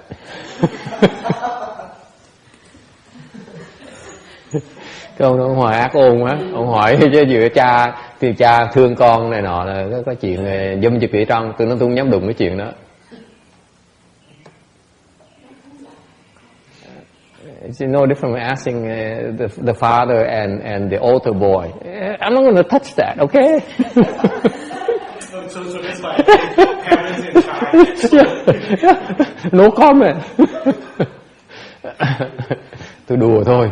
I'm only making fun. Okay, you shouldn't take me seriously. Yeah. No, we shouldn't go there. It's not worth going there. Mấy cái chuyện nó không nên nói nhiều quá. Tôi chỉ nói chỉ đại khái thôi để quý vị biết từ từ như vậy thôi. Là có những cái lực nó như vậy đó. Ý tôi nói là quý vị hiểu có những cái lực mà nó mạnh dễ sợ lắm. Và khi mình tu mình phải đương đầu với những cái loại lực đó. Nó không dễ đâu, nó rất khó giải quyết. My point here today is not about. I don't want to go into too much details. I just want to tell you that when you cultivate, you deal with these forces that can be overwhelming. You need to be aware of them, and eventually learn how to deal with them. That's all. Okay. So anyway, my point here is that we cultivate. In our process of cultivation, we see these aiding causes, these conditions. Okay. If you can see those conditions, then you can ascend. You can help others. Okay. So even though people who do not believe in Buddhism, they do not believe in liberation, they do not believe in Pureland, they still can benefit from your cultivation. Thành ra trả lời với công hồi nãy ông hỏi là người ta không tin Phật giáo, người ta không tin vãng sanh, người ta vẫn có được lợi không? Đương nhiên được lợi nhé. Đó, tại vì khi quý vị hiểu được những cái phù duyên đó, quý vị có thể giúp được người khác.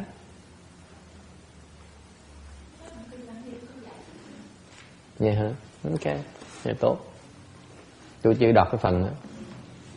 Any other question? It's a general answer to your question. Yes, eventually you cultivate. You know how to help these people who have no interest in cultivation, because that's how it falls into the realms of expedience in Buddhism.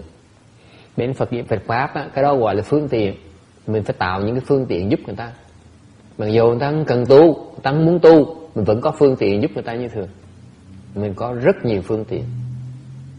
Ok. Cái Phật pháp mình đủ thứ pháp ấy, nhiều không thể tưởng được. Thành ra we have so many dharmas to help those people who do not believe, who. Okay. Yes. Thưa thầy giải nghĩa con về cái phần này là con có cái ý như là con nghĩ những người tu sĩ đó thưa thầy thì họ tạo được nhiều phước hơn những người tại gia, mà muốn giúp cho những người cũng như là như mình hiểu đạo và đó thưa thầy, rồi mình muốn giúp người ta được giải thoát như mình được giải thoát, mà họ nói như nếu mà mình tại gia mình giúp những người thân nhân, giúp như là gia đình của mình trước, rồi mình mới giúp được người khác, hoặc là giúp thêm nhiều phước hơn nữa. Còn mấy người xuất gia thì họ tạo được nhiều phước hơn, thành ra theo cái sự đó con không có phân chia ra được là nên ở tại gia hay là nên trở thành người xuất gia thế này. Nếu mà mình có cái phát tâm mà muốn giúp người đó thưa thầy. Giúp ai? Mình tạo cái phước đó thưa thầy, chọn cho mình được cái mình tạo được cái phước đó để mình giúp được cái gì mình giúp đó thưa thầy. Cho nó khác. Cũng như ý con nói là mình cái đó nó khác. The question is about lay life versus left home people. So it's a difference in the Dharma, and so how do you decide which way to go? Okay, it's very simple. You can leave the home life if you're done with your family obligations. Nếu quý vị chỉ xuất gia được sau khi quý vị đã giải quyết những cái liên hệ gia đình, những cái liên hệ đó giải quyết được thì sẽ xuất gia được, giải quyết chưa được xuất gia không được. Chừng đó thôi.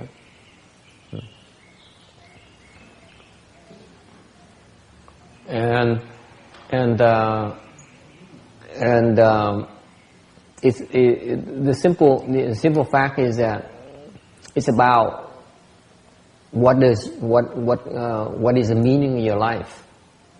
Vấn đề xuất gia là gia nó thiệt ra nó quan trọng hơn nữa. Mình phải hỏi là cái ý nghĩa cuộc đời mình là cái gì.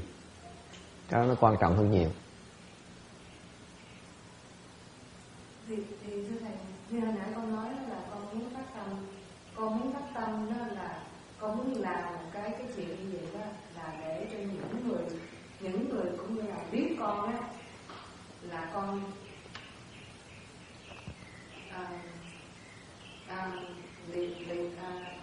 ly khổ đó là mình biết mình đi con đường đó mình sẽ hết khổ.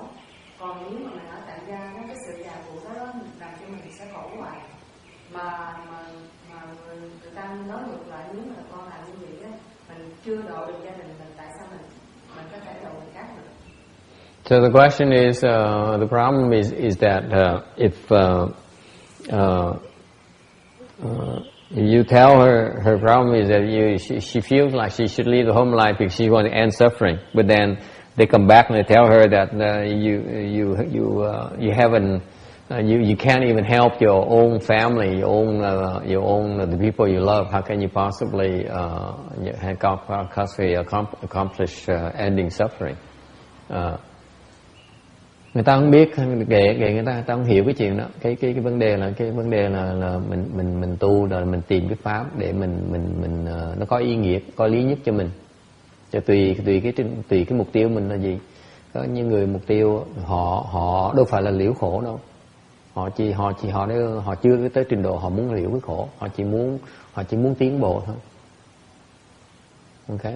Còn có những người mà chẳng hạn như cái duyên người ta đủ phước, ta muốn tu một cái pháp để mà họ liễu cái khổ lại hơn. Cái pháp xuất gia, pháp tại gia nó khác ở chỗ, cái pháp xuất gia nó liễu khổ lại hơn. Người tại gia là cái pháp khổ. Mình đang chìm đắm trong cái khổ mà. Mình ôm cái khổ, mình nuôi cái khổ trong người mình mà. Mình sống trong cái khổ, mình thích cái đó mà. Còn cái pháp người xuất gia là mình lìa cái khổ đó. Nó khác nhau nhiều lắm. Thành ra tùy cái duyên mỗi người, đâu phải ai cũng làm được đâu. Thành ra con thấy bởi vì cái đó con thấy rồi con muốn như vậy. Thì mình làm được như vậy á, nó có lợi chỗ nào? Nó lợi chỗ này này, lợi chỗ này này. Nếu người ta nói với mình á, thì mình nói người ta chưa hiểu đâu. Mình nói riêng với nhau thôi, để mình hiểu thôi, để từ từ sẽ giảng để hiểu sau. Tại nói một lần người ta hiểu không được đâu. Cái vấn đề tại cái nhìn ta thiển cận quá này. Ta chỉ nhìn tới thân người ta thôi, cuộc đời này thôi, chứ mình nhìn lâu nữa. Tại sao? Tại vì nếu như mình không tìm cách giải quyết cái khổ mình có bây giờ này, nó tới nó làm khổ mình tiếp kiếp sau, mình không chạy đâu được hết đó. Nó còn đó. Ok. Thành ra cái người mà có trí huệ, người mà có phước á, người ta nhìn cái khổ, ta nói cái khổ này là cái mình muốn, mình giải quyết nó ngay bây giờ, mình còn nó, mình thấy trước mặt nó, mình bắn cho nó bể luôn. Ok.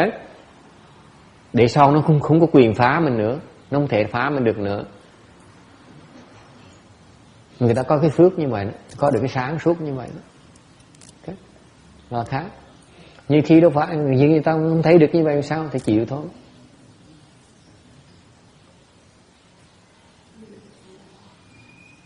Ok. Thành ra cái người ta chỉ nói là cái bây giờ tôi cái chuyện khổ tôi mà tôi chưa giúp được, người gia đình chưa giúp được, đòi giúp người khác. Tôi nói là cái phải có cái pháp. Đương nhiên cái pháp là mình muốn giúp người ta là mình phải có cái pháp gì để mình có thể tự giúp mình trước cái đã, mình mới có sức giúp người ta. Còn nếu mà đòi giúp người ta mà chưa có sức thì cái đó là chỉ là vọng tưởng thôi. Cái đó không thể làm được. Đâu có đủ sức để mà gánh người ta đâu mà đòi giúp người ta được. Mình phải biết mình biết khiêm tốn. Mà nó hiện bây giờ tôi chưa đủ sức để mà đảm nhiệm cái việc này, chịu thua. Tôi phải trốn cái đó. Tôi chịu thua. Chừng đó thôi. Okay, it's a personal question. It's about leading a home life. I said not everyone can do that. It's about having the blessings and the conditions are right, because lay people's dharma is the dharma of suffering. You are there to endure suffering, whereas the left home people dharma is the dharma to end that suffering. And to end the suffering, it's better. The best way is to put a distance between you and that environment that enables you to see clearer, quicker. If you still insist on being in the midst of confusion, it's very difficult to determine which direction you should be going. That's all.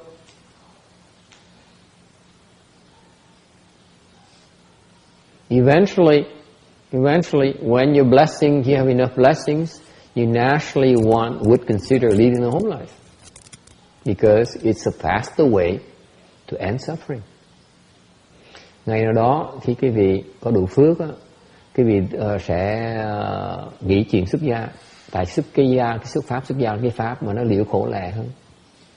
Nó khổ chứ cũng có cái khổ nó, nhưng để nó giúp mình liễu khổ lẹ hơn nhiều.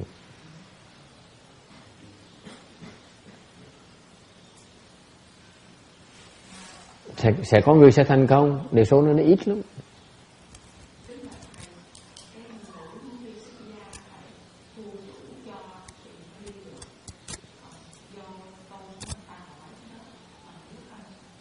Vậy là ông chồng không cho, không đi được hả?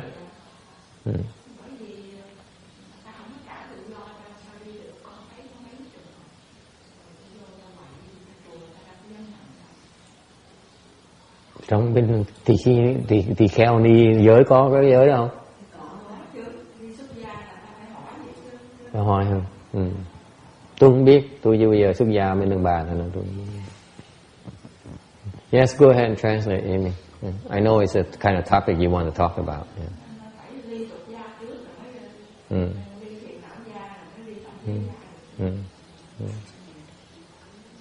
Thì giống như cái bà mẹ của ngài Kumarathập đó, nhìn đó cho chết luôn. Dễ biết bao nhiêu pháp để ứng phó mấy cái chuyện đó dễ lắm.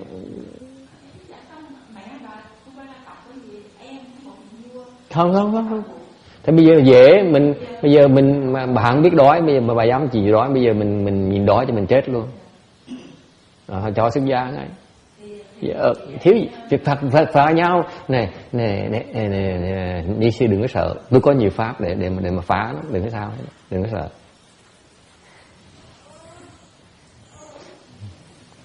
Sẽ xuất gia được, đừng có lo gì hết, cùng lắm là chết thôi.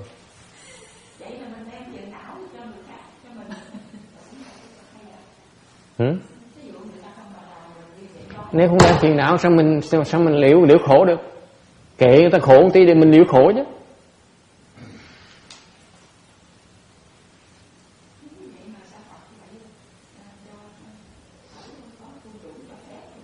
Tại sao như vậy? Thì như bà mẹ của Mơ Thập đó, cuối cùng chồng phải chịu thôi chứ đâu. Vậy mới bị sai hả? Vậy sai sao Phật kể lại làm cái gì?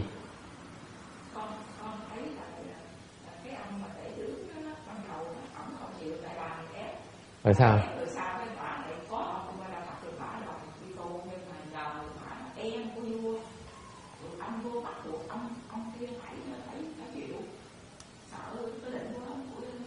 Vua đâu có bắt buộc đâu, cô lầm rồi. Vua không bắt buộc, cô lầm rồi. Vua không có tin, không có bắt buộc. Ta là vua mà cái cô này tình cảm ủy mị quá. Vua mà chết là chết thôi, ta có nhân người khác. Em tôi không hiểu cái chuyện vua, giống như cái ông Phước vậy, chưa làm vua ta không hiểu vua là cái gì hết.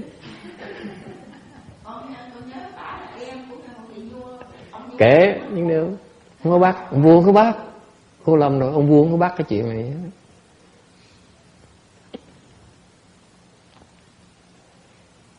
Oh yeah, that's it pertains to. Never mind. Yes, you want to translate? We talked a lot. I'm not sure what we talked about anymore.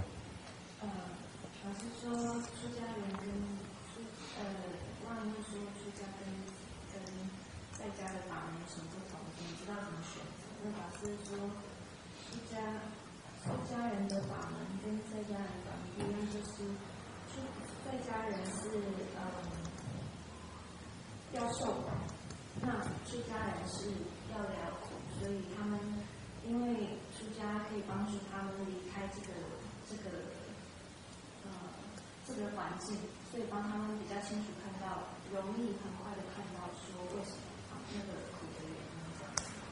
那基本上怎么选择就很简单，就是说你基本上你在家里面的这个责任如果尽了，你就可以，如果你想要出家，你可以选择出家这样子。那你如果有福报够的话，你自然而然过一段时间你就会有这种想法，或者是Yeah, because it's a quicker way to end suffering. That Dharma is a quicker means to end suffering.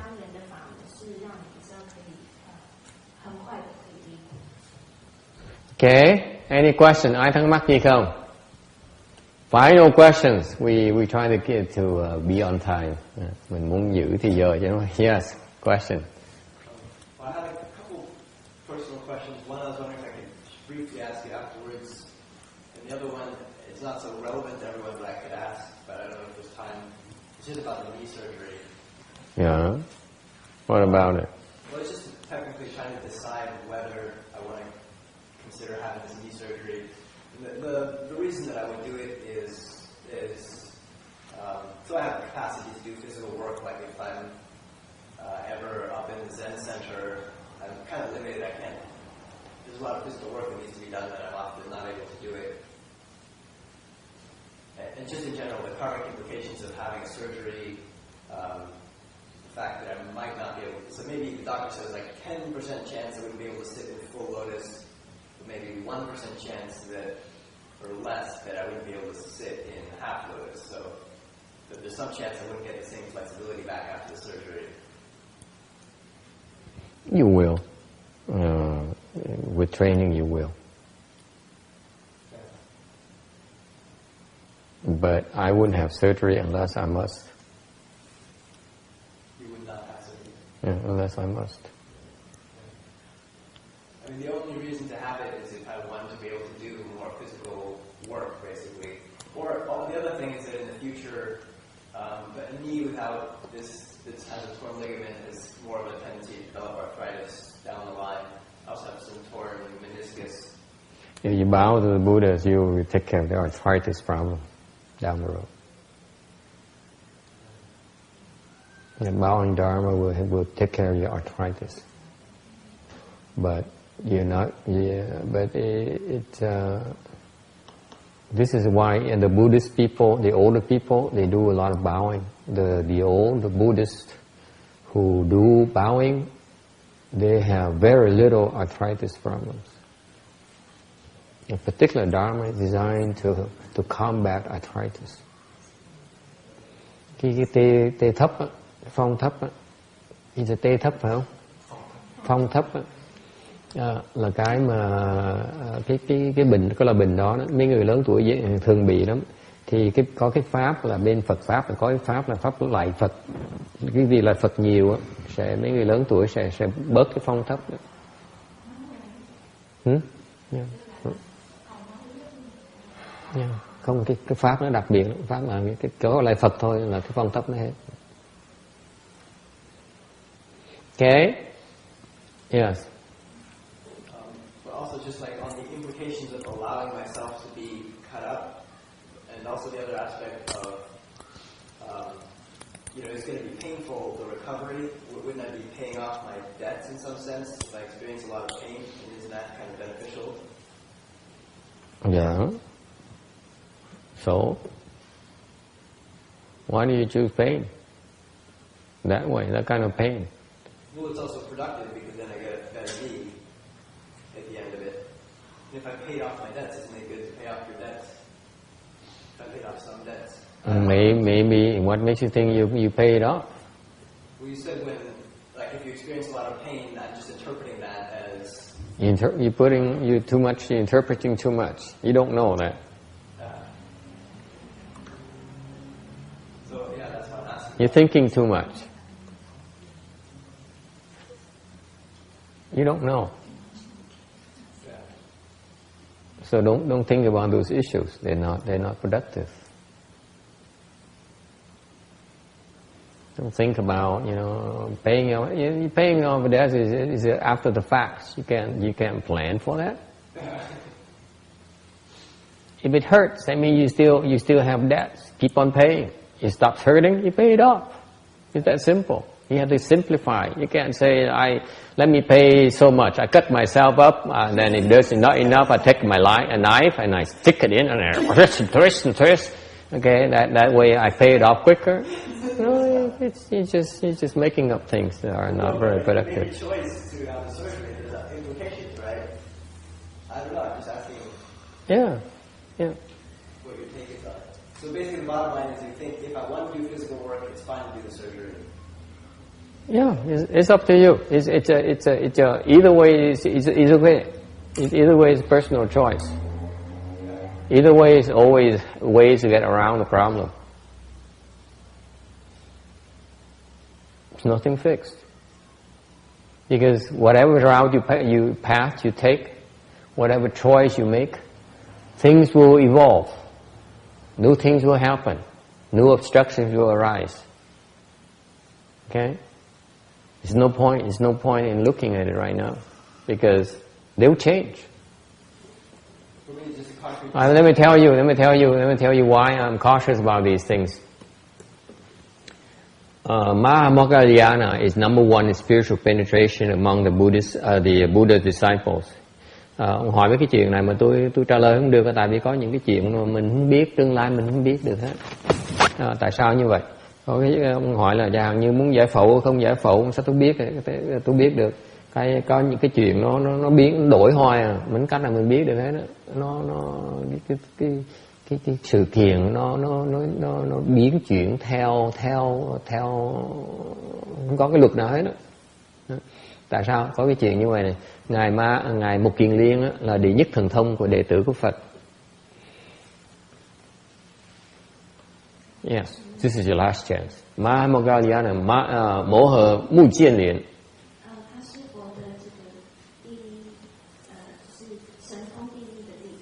Right.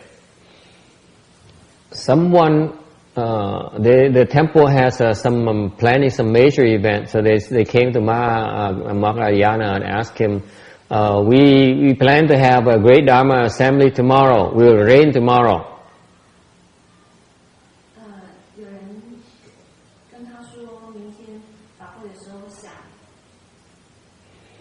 Thì có một người trong chùa mới tới hỏi ngài Mục Kiền Liên, hỏi ngày mai mình có cái đại lễ, ngày mai có mưa không? Thầy thấy ngày mai có mưa không? Để chúng tôi biết trước để mà sửa soạn cho mưa. Nếu mưa sửa soạn khác, mà trời nắng sửa soạn khác. Because if it rains tomorrow, we prepare for the rain. If it doesn't rain tomorrow, then we won't waste time preparing for the rain. So Mahamoggalyana opened his eyes and said, no, it won't rain tomorrow.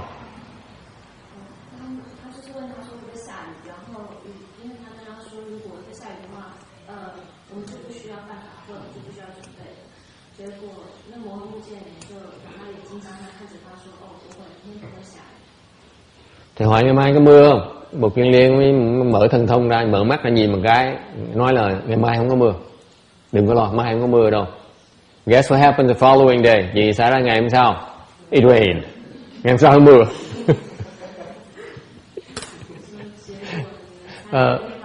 Cái ông chủ giận quá, ông tới ông gặp Đức Phật nói, ông nói bẩm Đức Thế Tôn, ông Mục Kiền Liên hả? Ông phạm giới, ông nói láo.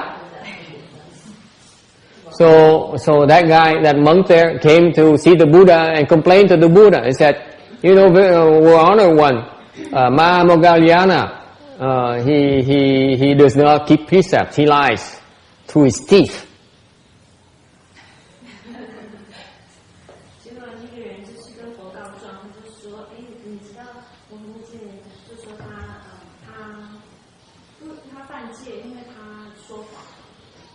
Chứ cô nghĩ là Đức Phật trả lời sao? Cô biết đừng có trả lời, không biết mới trả lời. Biết câu chuyện thì đừng có trả lời. Ok, cô Phước Từ biết câu chuyện không? Cô nghĩ Phật trả lời sao?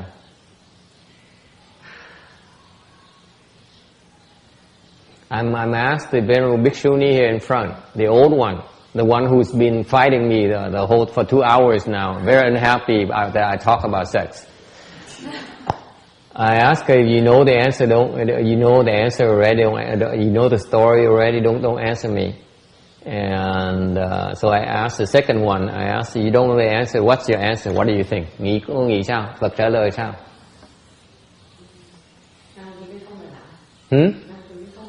Tại sao nó lão? Cái mai mưa rõ ràng xong nó lão được.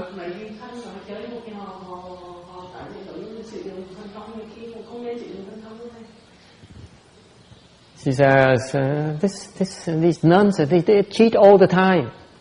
Mấy cái người này thông minh quá đi, kể chuyện họ mất vui hết, cái phá tôi hoài. Đức Phật nói không có nói láo. Tại sao như vậy?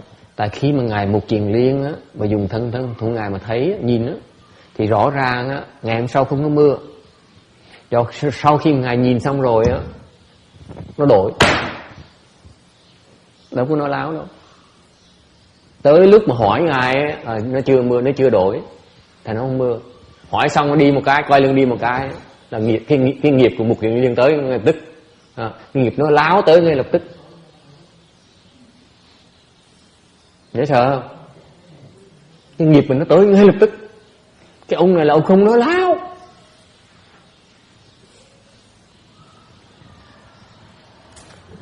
You get it? The Buddha said, no, he didn't lie. Why? He says, when Mahamoggalāyana took a look, it was not going to rain. But as soon, so that's why he replied that no, it won't rain tomorrow, it wouldn't rain tomorrow. But as soon as he said that, his old obstruction came.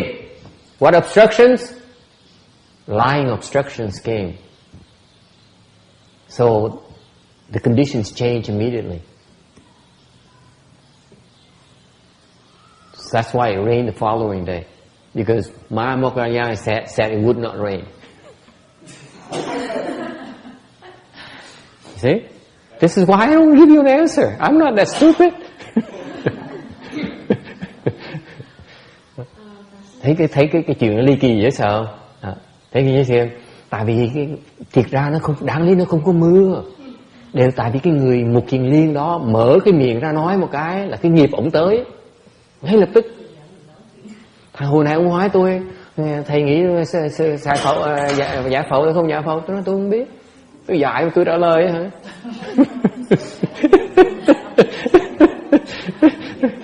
Nghiệp tôi nó tới một cái là mất khách hết.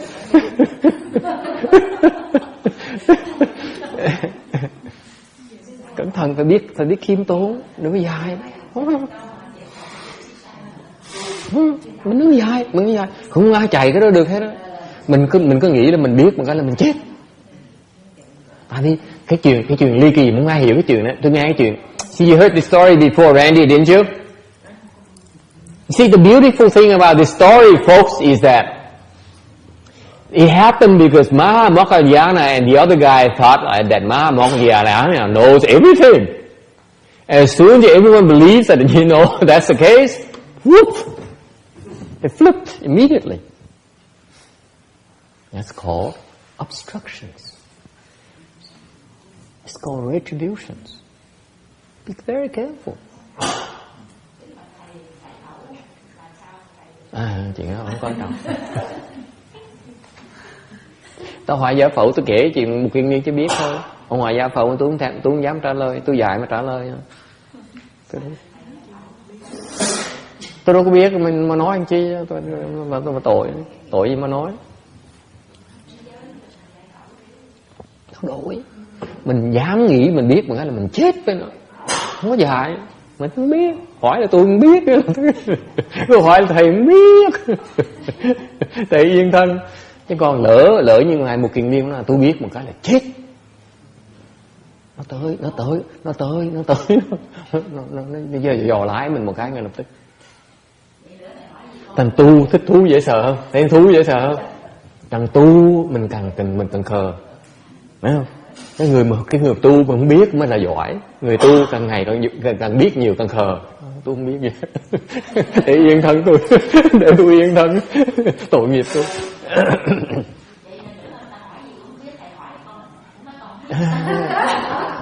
Hỏi cô Phước Từ. You see that's the beauty. When you cultivate, the more you know, the more humble you become, the more less sure of yourself. Because if you're sure of yourself, your obstruction immediately comes. So that's why, if you really want to know about something, ask Danny. He'll tell you.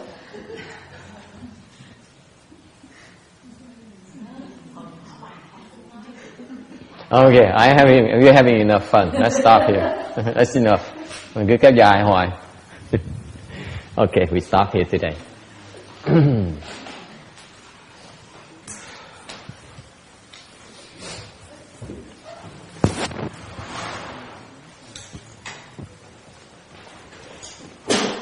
Hey, no more?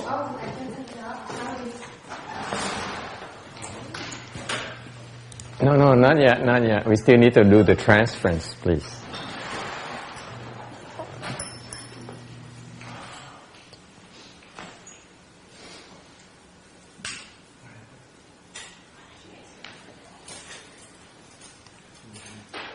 Is it on? I don't think so. You turn it on, please. Power it up. Turn it on.